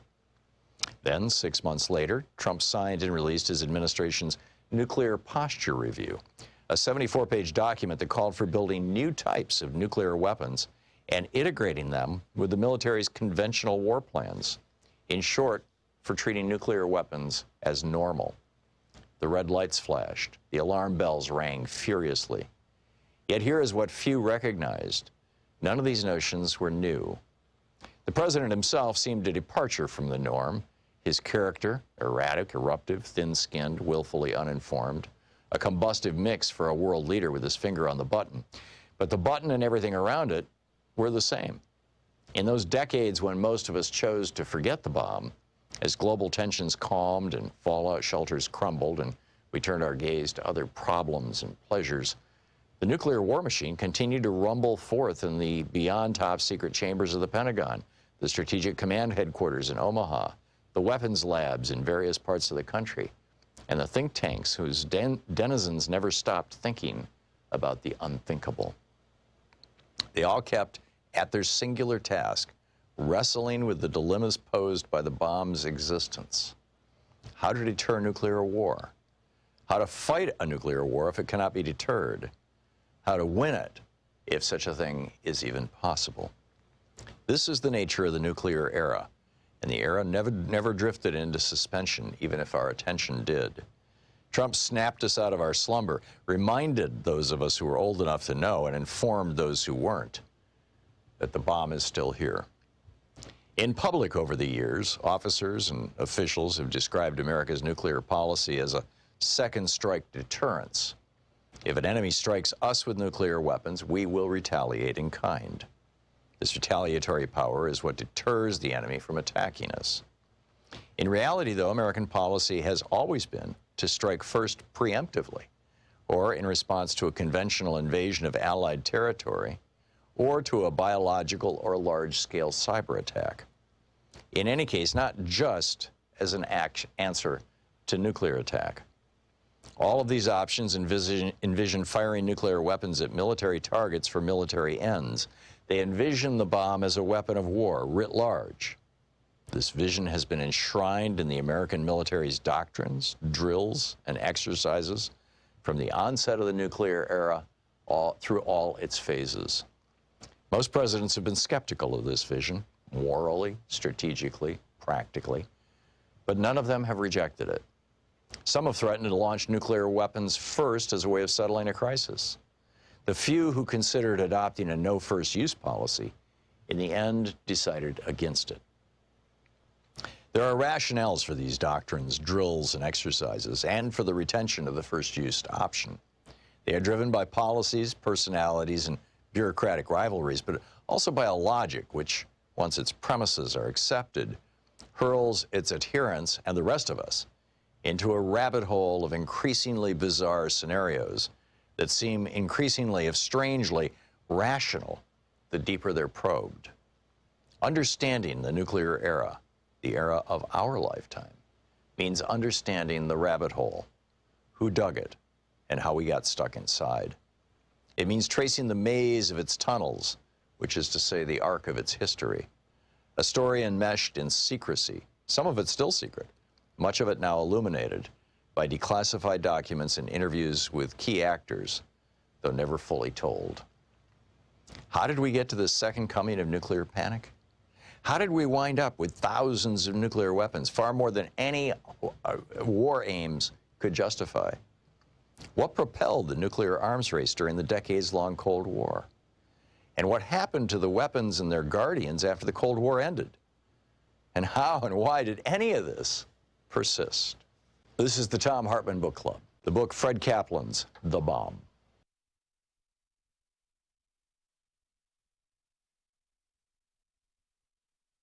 Marriage, it becomes difficult to understand causal pathways at all and to do anything about preventing or remedying bad outcomes. The book The Inner Level by Wilkinson and Pickett.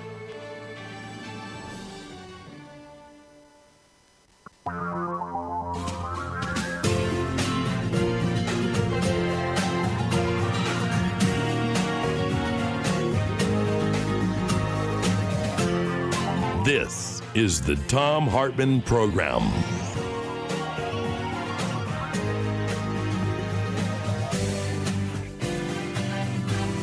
Welcome back. Thom Hartmann here with you. Congressman Khanna will be with us in a few moments. He's working out some technical stuff on his end. Rand Paul and the husband of Amy Klobuchar, her husband's not in the Senate, but she is, and Rand Paul is in the Senate. Her husband is so sick, Amy Klobuchar's husband is so sick that he is in a hospital in Virginia. He was coughing up blood. He has coronavirus. Rand Paul has a coronavirus. He was just tested out of an abundance of caution. So senators get tested out of caution. But people who actually have symptoms, who might even be working in some of the hospitals around this country, can't get tested? Really? So Rand Paul is, going on social media and whatnot, talking about this, and it's not, shall we say, it's not going well for him. So we'll see how this all shakes out. Congressman Khanna, I see you're on the phone board. Are you there? You hear me? Yeah, there we go. Great. Okay, cool. And we're on right. Skype as well, so we're connected. Great. So you're here with us for the hour to take calls from our listeners, and so we can start that anytime you want. But first, because we do have calls waiting for you. But first, I'm just wondering what's going on in Congress right now. What's happening around you? How are you doing? And your family? I mean, we were just talking about Amy Klobuchar's husband is coughing up blood. He's in the hospital now. Rand Paul is in isolation because he's tested positive. So what's up? Tom, I hope you and your family and all the listeners are safe. It was very sad to hear about Amy Klobuchar's husband. I'm hoping that he has a full recovery, and our thoughts are with him. In fact, Jane Sanders had sent out an email updating people on his condition. But it's scary, and it shows that it can hit anyone. And, of course, people in public life are meeting a lot of folks and so are at risk. Fortunately, I think we were probably all too late, but about a week ago, everyone curtailed any activity, and I'm working remotely from my home, and almost every member of Congress is doing that. I think there's three things, though, that Congress is focused on. First is the stimulus bill. My view is that the priority of this bill has got to be workers and the nurses on the front line and the doctors on the front line. One of the big bottlenecks to the N95 masks, which I've now figured out from talking to a lot of folks, is that the hospitals aren't willing to prepay for these masks. And so you actually have a tremendous amount of supply that people have identified from China, from Germany, from other places, but the hospitals aren't willing to take a risk to prepay them, and so we're not getting all of the masks we need. And so one of the things the stimulus ought to do is give money to FEMA to say FEMA is going to guarantee prepayment on these masks so we can get the masks to the people who need them. And we ought to be fully funding the Defense Production Act. Right now, it's funded at $750 million. That needs to be about $75 billion if we really want to be paying a premium for ventilators and the types of supplies that we need. And then finally, I have said that we need a shelter-in-place nationwide for 2 weeks, that the patchwork of having 7-8 states do it is not enough. And I've been circulating a letter trying to get Congress to call for that in the absence of the administration doing that. Yeah. I did a story on the show last week, I think it was Thursday, about how for-profit hospitals were refusing to buy ventilators, even though ventilators were available from suppliers in Germany. There's actually several different countries that are exporting ventilators right now. That a number of for-profit hospitals were refusing to buy them because they're $40,000 to $50,000 each, and they thought that this will be a passing thing, and they don't want to be making that kind of an investment in something that's just going to be a short-term problem. This is crazy stuff. This is crazy. It really is, and that's the actual bottleneck, is that the hospitals aren't purchasing them, they're not willing to prepay, or they're not willing to buy them. And that's where, either one of two things need to happen. Either the federal government needs to step in and say, we're going to guarantee the payment of these things, and we're going to pay for that. Trump keeps talking about how the Defense Production Act is nationalizing industry. It's not. You can actually just say we're going to pay for these things, and that would be enough incentive. So either the federal government needs to step in, or frankly, we need a private philanthropist, a Bill Gates type of person who's going to see the bigger picture and say, okay, I'm going to guarantee these prepayments or guarantee these hospitals funding. Obviously, long term, we need much more change in our healthcare system, and it shows the dangers of a profit-based system. But for right now, we just need someone to step up so people can get these masks. Yeah, I'd love to see us go back to a system where we're requiring hospitals, and for that matter, insurance companies, to be nonprofit corporations, as a starting point. But yeah. So shall we pick up phone calls? Absolutely. Okay, let's go for it. Laura in Chicago, you're on the air with Congressman Khanna. Yeah, hi. Thanks for taking my call, and good luck to everybody in Congress with their families and their health. So I'm very, very concerned, and many of us are concerned, because last week there was a little tit for tat between Trump and the FDA over some medication that was reported by South Korean infectious disease doctors, chloroquine and hydroxychloroquine, to be effective against COVID-19. There's others too. Shanghai, China, put out a report that they were using high-dose IV vitamin C with a lot of effectiveness. So, but it seems like the block is at the FDA, and we're wondering if there's anything. Can you have a hearing about this? Could you bring up this issue in Congress so that the FDA streamlines some of these things? These countries, South Korea, China, Italy, have had a lot of clinical experience already, and we should really take their clinical experience and be able to fast-track some of these things. Yeah, I would add that the study on chloroquine was done on 20 people, and 10 of them took the chloroquine and 10 of them did not. And one of the 10 who was taking the chloroquine had to drop out because of the side effects of the drug, and another one died. But there was apparently one additional person who died among the 10 who were not taking the chloroquine. And that's what the president is basing all this stuff on. That's the thing that's going to be published. Anyhow, Congressman Khanna.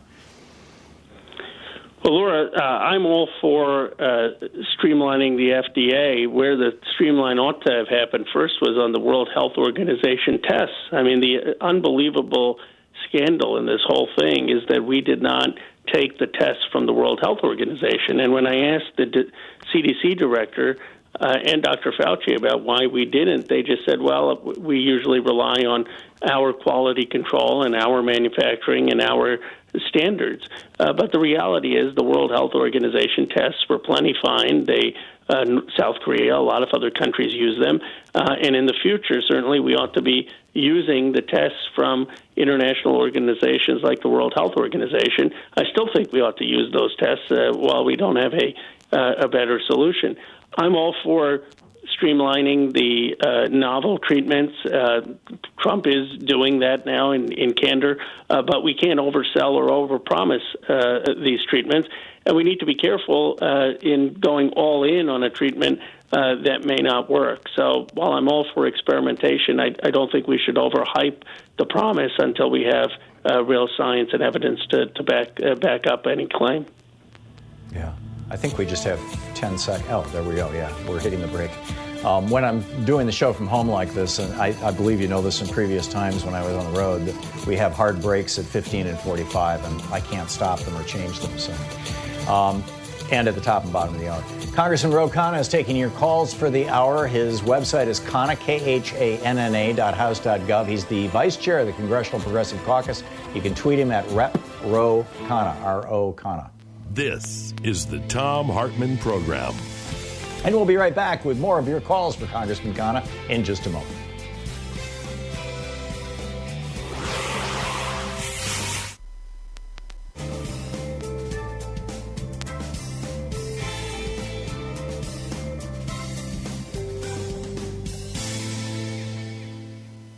And welcome back. Jenny in Lebanon, Oregon. You're on the air with Congressman Khanna.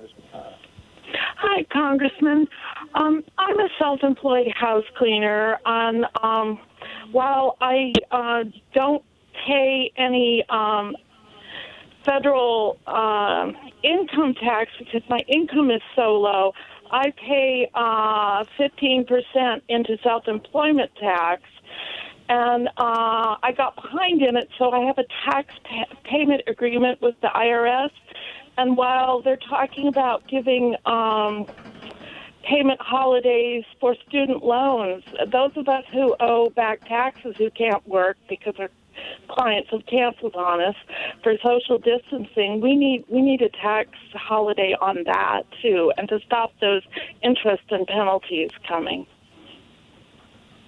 Well, I appreciate that, and I'm very, very sympathetic to that and would support that.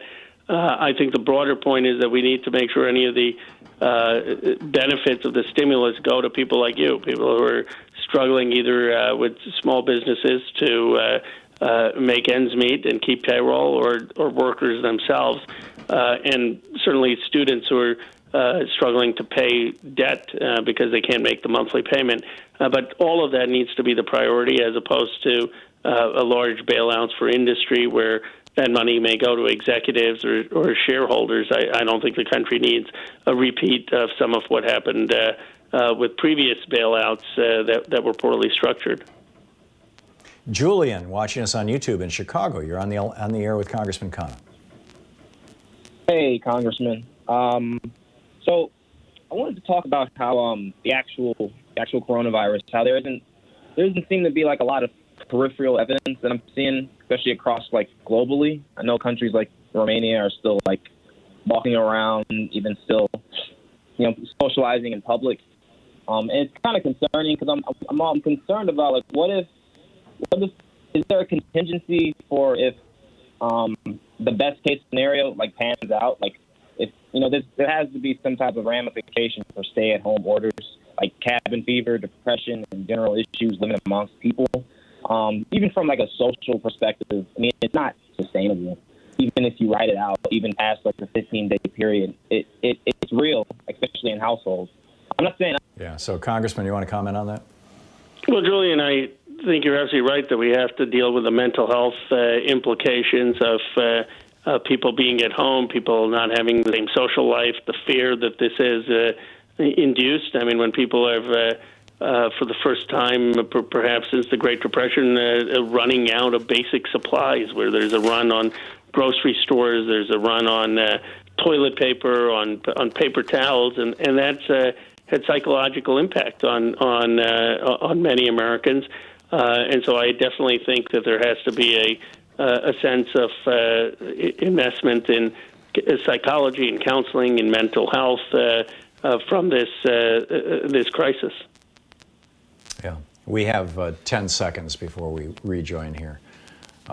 Do you think that there's going to be any help from the federal government to help us, through this? I do think there's going to be a large stimulus bill. I mean, the question is how many compromises is it going to have where it doesn't really help workers and healthcare providers, but is a handout to industry, and we're fighting very hard to make sure that's not the case. Great. Thank you. Congressman Ro Khanna taking your calls. He's the vice chair of the Congressional Progressive Caucus. He represents Silicon Valley in California in the House of Representatives. We'll be right back with more of your calls for Congressman Khanna in just a moment. Our 1-hour free podcast recaps our show, and it's available wherever fine podcasts are found. And we have the full 3-hour podcast available over at thomhartmann.com if you want to really support our program.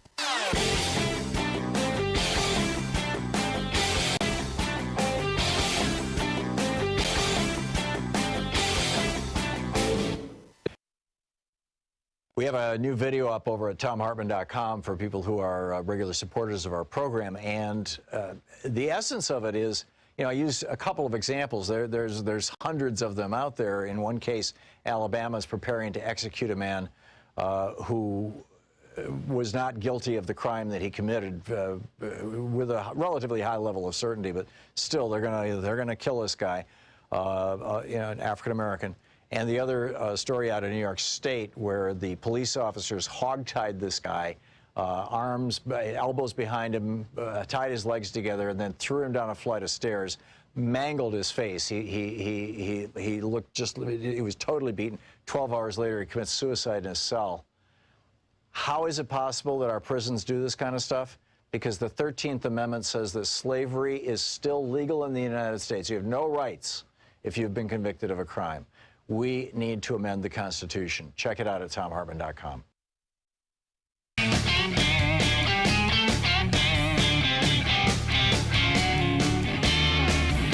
Welcome back. Congressman Ro Khanna, the vice chair of the Congressional Progressive Caucus, is taking your calls for the hour. His website, khanna.house.gov. You can tweet him at Rep. Ro Khanna, and he represents Silicon Valley in California in the U.S. House of Representatives. And David in Columbus, Ohio, you are on the air with Congressman Khanna. Hi, Tom, Congressman. Hi, David. A quick question.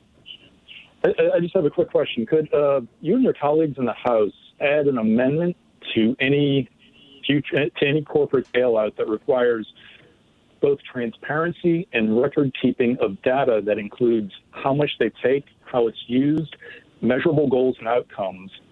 Because it seems to me that future researchers would be able to use this to prepare for any crises that come in the future. That's a great idea. It's a very reasonable request. It's similar to what Senator Warren and some of us in the House have been pushing for. We've been saying there have to be clear guidelines. First of all, that the money shouldn't be used for stock buybacks, for giving money for dividends, for increasing pay for executives.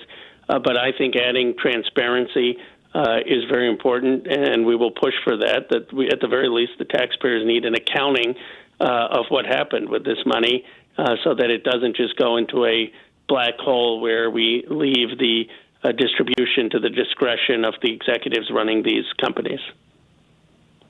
Lee in Tallahassee, Florida. You're on the air with Congressman Khanna. This isn't my original question, but I would like to know if the amount that is going to individuals, has that actually passed? Lee, it has not yet. We have proposed, Tim Ryan and I actually proposed that it should be up to $12,000 for 6 months. Other senators have proposed up to $4,500. And the administration is proposing a one-time check of $1,200 and then possibly another one in May. I think that's inadequate, but would support any type of cash program. Right now it's being negotiated in the Senate, and Senator Schumer has said it's likely to pass something by the end of today. So people will be getting some form of checks. I don't have any doubt about that. My concern is two things. One, is it going to be sustained, or is it just going to be a one-time check? And two, is the bulk of the benefits going to go to people, or is it going to go to these corporations?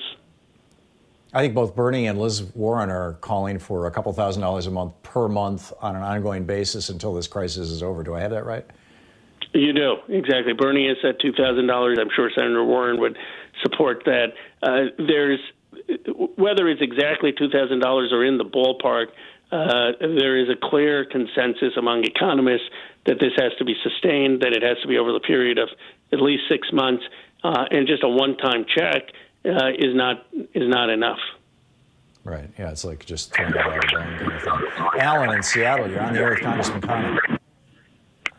Yes, with regards to a regular monthly check that might be used as a stimulus, my concern is that this might push people over the line where they're no longer eligible for state Medicaid, and that this could conceivably be used as a way to throw people off of the various state Medicaids across the country. What are your thoughts on that?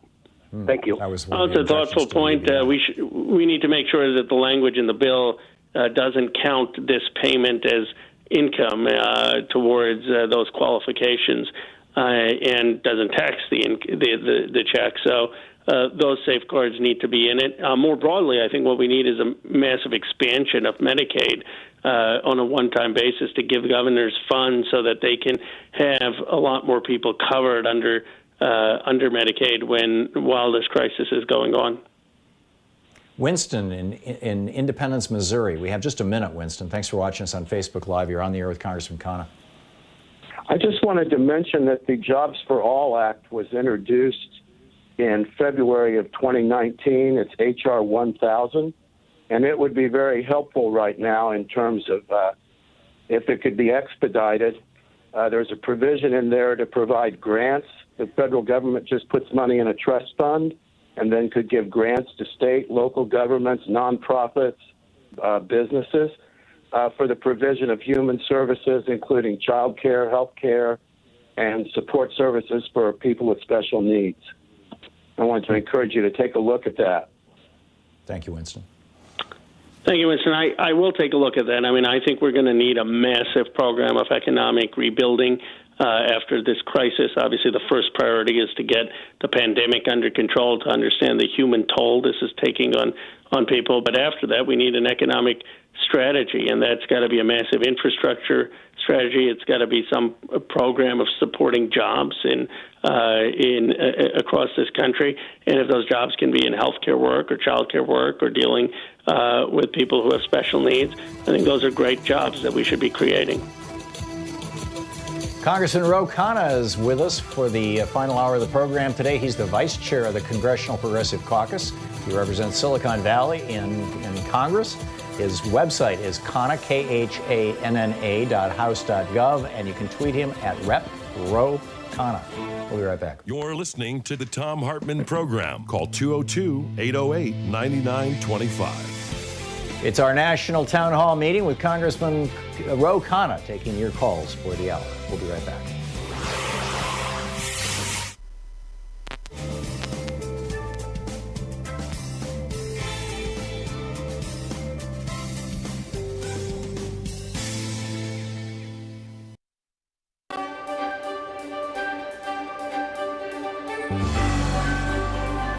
Our book today in the Thom Hartmann Book Club is Medical Apartheid, the dark history of medical experimentation on black Americans from colonial times to the present, by Harriet A. Washington. This is from the introduction. On a sylvan stretch of New York's patrician Upper Fifth Avenue, just across from the New York Academy of Medicine, a colossus in marble, august inscriptions, and a bas-relief caduceus grace a memorial bordering Central Park. These laurels venerate the surgeon James Marion Sims, MD, as a selfless benefactor of women. Nor is this the only statuary erected in honor of Dr. Sims. Marble monuments to his skill, benevolence, and humanity guard his native South Carolina's State House, its medical school, the Alabama Capitol grounds, and a French hospital. In the mid-19th century, Dr. Sims dedicated his career to the care and cure of women's disorders and opened the nation's first hospital in New York City. He attended French royalty, his Grecian visage inspired oil portraits, and in 1875 he was elected president of the American Medical Association. Hospitals still bear his name, including a West African hospital that utilizes the eponymous gynecological instruments that he at first invented for surgeries upon black female slaves in the 1840s. But this benevolent image vies with the detached Marion Sims portrayed in Robert Thom's J. Marion Sims, Gynecological Surgeon, an oil representation of an experimental surgery upon his powerless slave, Betsy. Sims stands aloof, arms folded, one hand holding a metroscope, the forerunner of the speculum, as he regards the kneeling woman in a coolly evaluative medical gaze. His tie and morning coat contrast with her simple servant's dress, head rag, and bare feet.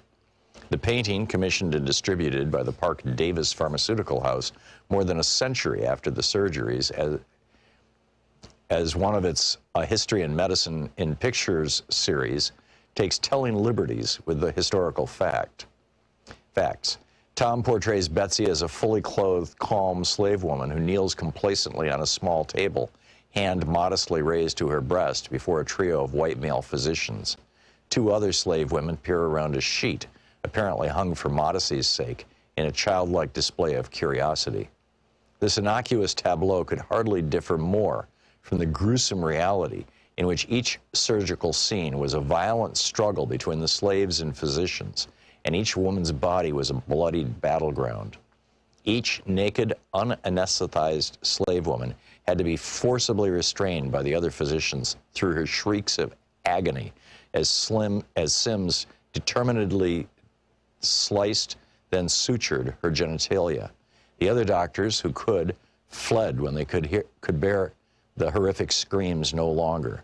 It then fell to the women to restrain one another. I wanted to reproduce Thom's painting on the cover of this book, or at least in the text, but when I asked permission of its copyright holder, Pfizer Incorporated, the company insisted on reviewing the entire manuscript of this book before making a decision.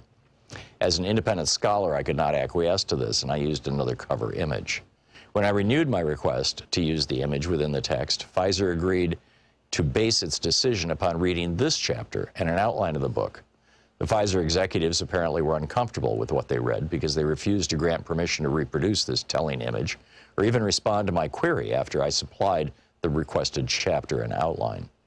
This act of censorship exemplifies the barriers some choose to erect in order to veil the history of unconscionable medical research with blacks. Betsy's voice has been silenced by history, but as one reads Sims' biographers and his own memoirs, a haughty, self-absorbed researcher emerges, a man who bought black women slaves and addicted them to morphine in order to perform dozens of exquisitely painful, distressingly intimate vaginal surgeries. Not until he had experimented with his surgeries on Betsy and her fellow slaves for years did Sims essay to cure white women. Was Sims a savior or a sadist? It depends, I suppose, on the color of the women you ask. Marion Sims epitomizes the two faces, one benign, one malevolent, of American medical research. Quote, of all the forms of inequality, injustice in health is the most shocking and the most inhumane. In 1965, Martin Luther King Jr. spoke those words in Montgomery, Alabama, at the end of the Selma to Montgomery march that had been attended by the black and white physicians of the Medical Committee for Human Rights. King had invited the doctors not only to give medical help to injured marchers, but also to witness the abuse suffered at the hands of segregationists. With these almost unnoticed words, King ushered in a new era in civil rights because, as Delegate to Congress Donna Christensen Christian, MD, chair of the Congressional Black Caucus Health Brain Trust, has declared, health disparities are the civil rights issue of the 21st century. Thus, Dr. King's alarm over racial health injustice was prescient, and were he alive today, his concerns would be redoubled. Mounting evidence of the racial health divide confronts us everywhere we look, from doubled black infant death rates to African-American life expectancies that fall years behind whites. Infant mortality of African Americans is twice that of whites.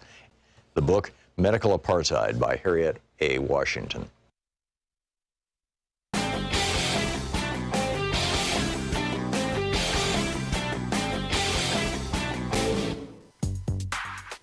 In this week's Science Revolution, yes, you're hearing me right. Big corporations, get in the effing line behind the rest of us human beings here. Both Joelle Gamble and Professor Richard Wolff join me for a survival guide in a coronavirus economy. And Richard Hallam, author of Common Sense for the 21st Century, drops by to explain what is the Extinction Rebellion and what do they do. Check it out wherever you find great podcasts.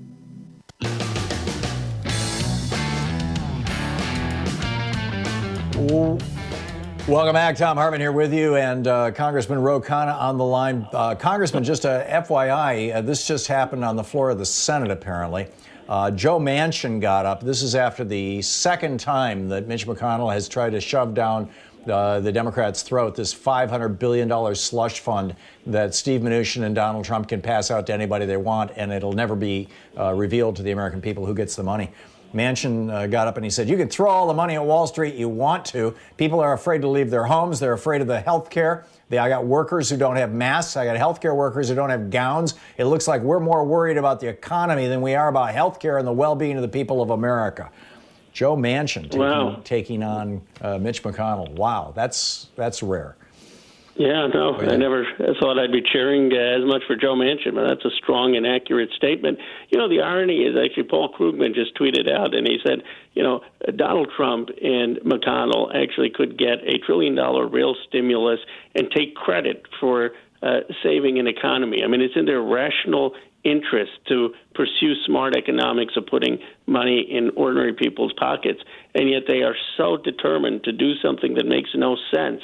It's just mind-boggling. Yeah, it really is. It's total cronyism. Because, I mean, no economist, any economist would tell you, get the money to people so that they can make rent, so they can buy groceries, so that they have some economic security. I mean, that's the best way to avoid a severe recession and to get some recovery. And the fact that they're willing to spend half of this on just handouts to industry is really just head-scratching, given that they have the most at stake to make sure we don't have an economic collapse. Yeah, and the fact that they want to do it without any accountability at all makes you wonder, you know, who are they intending to give that money to? So let's pick up some phone calls here. Natalie in Auburn, Washington. You're on the air with Congressman Khanna. Hi, Congressman Khanna. Hi, Natalie.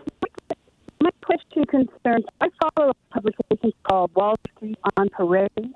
It's published by a couple called the Martins, Martens, and they revealed that over the last 6 months, the Fed has injected $9 trillion into Wall Street. That's including the last $1.5 trillion. And I really want to know, in a nation where 10% of us already own 70% of all U.S. assets, why can't all the same for us? And why shouldn't we refuse to go back to work to create more wealth for them when we don't benefit from it? Right. Okay. Well, Natalie, I had a little trouble hearing you, but I think your question basically was, how is it that the Fed can interject all of these loans and cash guarantees to Wall Street banks, and why are they not doing more for ordinary Americans? And it's a really fair question. For example, why is the Fed not guaranteeing hospitals with a line of credit if they need to buy critical medical supplies? I mean, that's no different than the line of credit that they're giving to banks. And why are they not providing a line of credit for ordinary consumers who may risk defaulting, or small businesses? So I think looking at the Fed's role in who they're lending to and what they're doing to stabilize the economy is important, and making sure it's not targeted simply to financial institutions. Samantha in Akron, Ohio. Hey, Samantha, you're on the air with Congressman Khanna. My question is, I am married to a teacher, and I am so worried that this money that they're supposed to give out to people to help people in just such a pickle is just, they're going to find a way to stop doing it, or stop it, or do something like that. I mean, it just totally scares me to death. And one more thing I found out today, I did not know. I ordered a new pair of glasses so I could see, and they have stopped making eyeglasses because of the coronavirus. And they don't know when they're going to start making that again either. And it just, all these things are just like coming down at once. I mean, I live in Akron where, we need tires for the rest of the world. And, why can't they retool these factories to make, things that hospitals need? I mean, we have the Cleveland Clinic here. We have good hospitals here. But I've got a friend who was turned away from the emergency room 3 times, and she's near death because she can't get a test. Thank you, Samantha. Does that make sense? Samantha, thank you. I hear your concern, anxiety, frustration, and I share all of them. I know Akron. I have a cousin out there, and you're absolutely right. I mean, there's huge manufacturing capacity for tires. One of the things I've called for is Congress in the stimulus should be appropriating money to the Defense Production Act. Right now, Congress has given $750 million. That needs to be at times 100. We need to give $75 billion.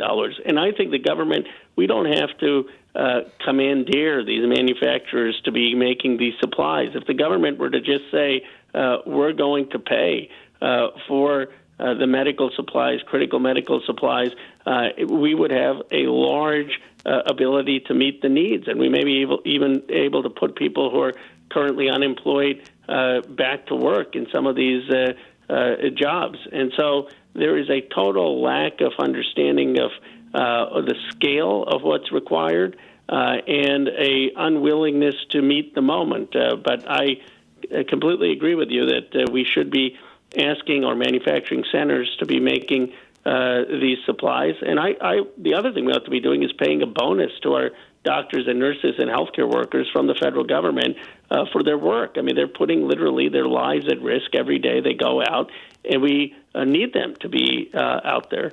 And so we ought to be making sure that they are being compensated for the risks they're taking on behalf of all of us. Charles in Pensacola, Florida. Charles, you're on the air with Congressman Khanna. Oh, yes, Congressman, I have a question for you. For people like me who works in restaurants, prior to working in restaurants, I did counseling work for many years and have helped thousands of people. But now I'm in a dire situation where I may lose my home, unable to, unable to pay for my card notes. Is there anything that the government is going to do for us to help us? Charles, I feel for you. I can hear the pain in your voice, and obviously, here's someone, you've done everything right, you've had a job, a good job, and then this thing hits and is out of left field and is putting millions of people in the restaurant industry out of work, and is leaving you with enormous bills that are impossible to meet. This is why I believe we need a moratorium on mortgages and rents for at least 6 months, so that people have some time to get back on their feet, so that you're not being asked to pay something that's impossible for you to afford, given that you've lost your job. Obviously, we need extended and more generous unemployment insurance. We need to get cash assistance to folks like you. And then we need to be helping our small businesses. Many restaurants are small businesses, get the funding to reopen up once this crisis passes. But for right now, what we need is, at least for 6 months, to make sure that people like you, who because of no fault of their own are in the situation you're in, that they aren't losing their house, that they aren't losing their car, that they aren't losing things because they're not able to make their monthly payments. And I think that other than having a national shelter in place to deal with the pandemic, the next most important thing we can do is a moratorium on these bills. Omar in Herndon, Virginia, you're on the air with Congressman Khanna. Tom, thank you so much for taking my call. Mr. Ro Khanna, good day to you. My question is regarding these refugees that are being detained at the border. What's their status? I'm not hearing anything about what's going to happen to them, and I think it's just a breeding ground for the coronavirus to spike. Is Congress doing anything to release them or do something with them? And we just had a third Omar, it's a very good question, and I fear the treatment that they're enduring. I also agree with you that I'm concerned about having been down to the border. I'm concerned about the sanitation conditions there, the sense of any protocols being followed. And I think this is a time that we need to prioritize people's humanity and not be detaining a lot of people in the concentrated areas if they are nonviolent, don't have a criminal record, and exposing all of them to the spread of a disease that is putting us all at risk. I think this entire episode has shown that an America First policy just doesn't work in a global world where someone contracting a disease thousands of miles away can lead to a pandemic in the United States. And we need to broaden our thinking. Yeah. Congressman Ro Khanna is taking your calls for the hour. He is the vice chair of the Congressional Progressive Caucus. He represents Silicon Valley and in the U.S. House of Representatives, 17th District. Thank you, John. 17th District of California. And his website is khanna.house.gov. You can tweet him at Rep. Ro Khanna. We'll be back with more of your calls. Listening to Thom Hartmann. Visit thomhartmann.com for audio and video archives. Stick around. We're taking your calls for Congressman Ro Khanna in our national town hall meeting here on the Thom Hartmann Program. Stick around.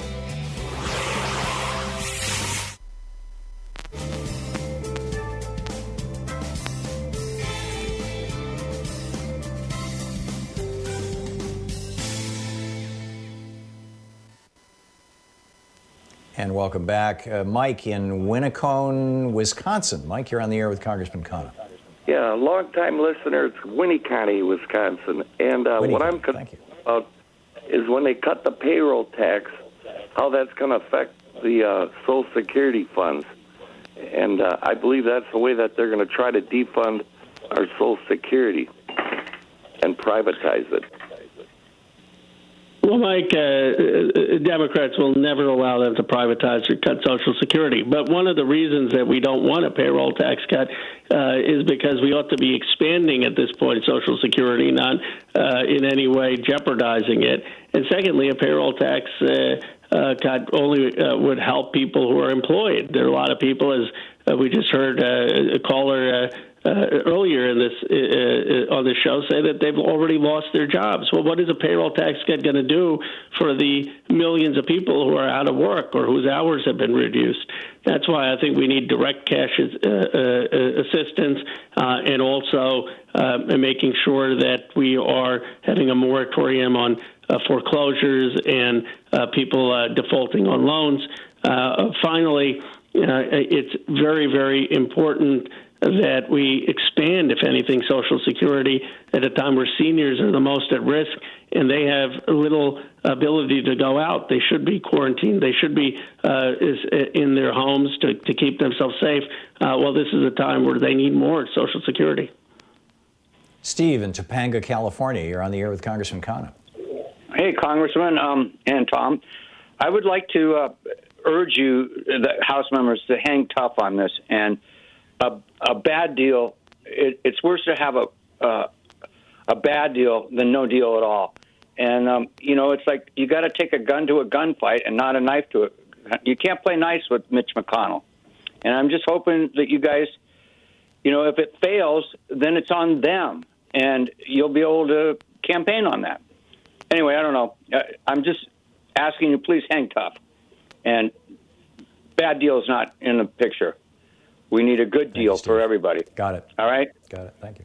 Well, Steve, I agree we need to be tough. We can't sit idly by and let a huge bailout to industry executives and not have the help go to the working class and the middle class. And my belief is by holding tough, we're going to get them to negotiate in a way that will prioritize the right economic priorities and the working class and middle class in this country. They understand that a stimulus is critical. The entire Trump presidency hangs on it. The fact is that the Democrats actually are responsible. We aren't playing politics. We aren't saying, oh, we aren't going to give the president a win because of politics. What we're saying is we want the president actually to be helping working class and middle class families. And if he does that, we're willing to vote for a huge stimulus to help them.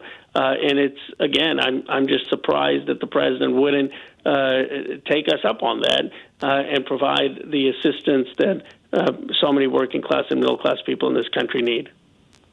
Yeah, and we're going to get there, aren't we? Don't you think? I mean, like you said, we will. I do think we will. I guess here's my fear. The question is just at what cost? I mean, how bad are the industry parts going to be? Will it be all taken out, or will we get some of it taken out? But we will get some deal. I'm with you. Okay. We'll be right back with more of Congressman Ro Khanna taking your calls here on the Thom Hartmann Program on our National Town Hall meeting with the Congressman.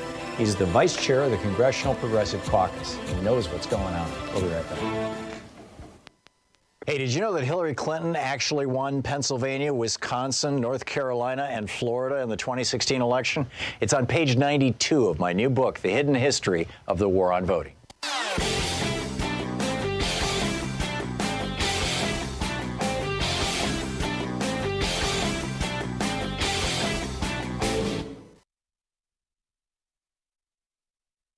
We have a new video up over at thomhartmann.com for people who are regular supporters of our program, and the essence of it is, I use a couple of examples. There's hundreds of them out there. In one case, Alabama is preparing to execute a man who was not guilty of the crime that he committed with a relatively high level of certainty, but still they're gonna kill this guy, an African American. And the other story out of New York State where the police officers hogtied this guy, arms, elbows behind him, tied his legs together, and then threw him down a flight of stairs, mangled his face. He looked he was totally beaten. 12 hours later, he commits suicide in his cell. How is it possible that our prisons do this kind of stuff? Because the 13th Amendment says that slavery is still legal in the United States. You have no rights if you've been convicted of a crime. We need to amend the Constitution. Check it out at thomhartmann.com. On the line with us, taking your calls for the hour, Clay in Vicksburg, Mississippi. You're on the air with Congressman Khanna. Hi, and thank you all for what you're doing. I had a comment about the issue with the hospitals and businesses and such having to pay for having to pay for the stuff that we need to prevent this national emergency. It seems to me that should be the job of the government, since this is a national emergency and not individual businesses. I just wanted to get your take on that.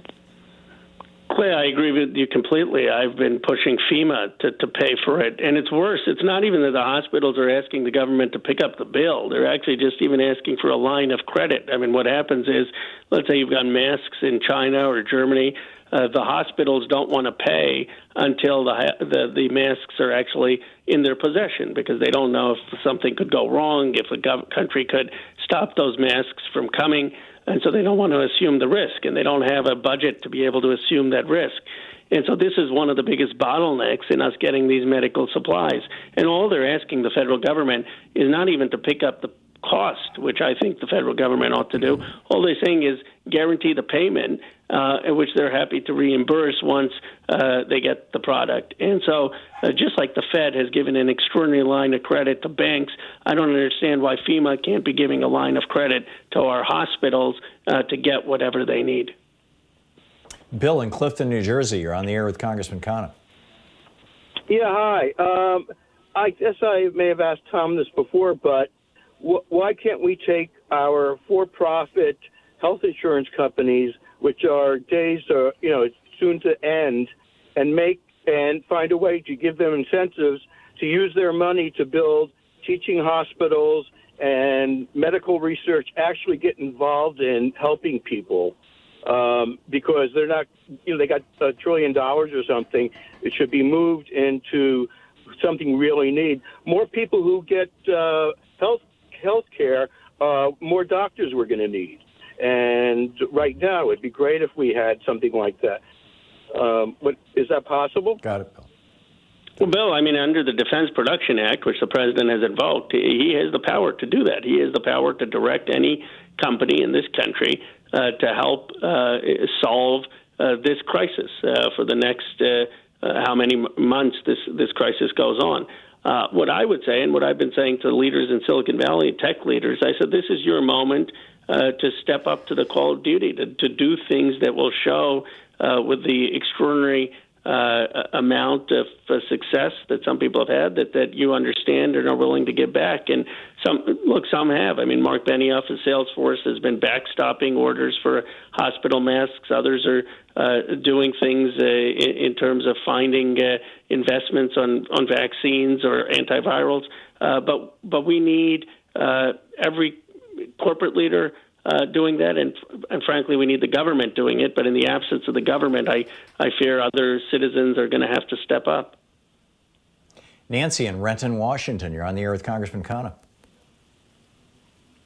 Gentlemen, my question for actually both of you would be, where is the Biden campaign as far as coming out with their solutions and leadership to help with the coronavirus? Normally, you want to see a leader who is going to be your Democratic choice, and we want to know what his leadership is going to look at. And I will take my answer off the air. Thank you. Well, Nancy, the Vice President Biden has put out his 6-point plan of what he would do, but I think we have to be coordinated and make sure that message is being heard. I mean, I think that both the Vice President and Senator Sanders, Senator Warren should be front and center of articulating a unified Democratic Party response, both in terms of providing free health care to folks. And by the way, it's not just health care for coronavirus and coronavirus treatment. I mean, when you have people being laid off in the millions, they need treatment beyond just for the coronavirus. So we need to be talking about how we're going to provide them health care, how we're going to forgive student loans, how we're going to get cash infusion, how are we going to get real paid sick leave in this country, how are we going to deal with child care when people are having challenges of working from home and their kids there, how are we going to deal with rebuilding our economy. All of the things the Democratic Party stands for, this is our time to have that message come through, and we ought to be unified and speaking with one voice. Congressman, we just have a few seconds, but Ivan in Bartlett, Illinois was asking, why is the stimulus package being held up in the Senate? The stimulus package is being held up in the Senate because Democratic senators like Schumer and Warren are fighting to make sure we don't just give bailout handouts to industry executives and shareholders, and that we actually give this money to ordinary Americans who need it. There you go. Thank you so much. Congressman Khanna, thanks so much for being with us today. Thank you, Tom. Thank you. Great talking with you. And thank you all for being with us today, too. Don't forget, democracy is not a spectator sport. It requires all of us. That includes you. So get out there, get active, tag you're it, and take good care of yourself and friends and family and acquaintances. Be good, nurture yourself and those around you. You've been listening to Thom Hartmann. For audio and video archives, visit thomhartmann.com.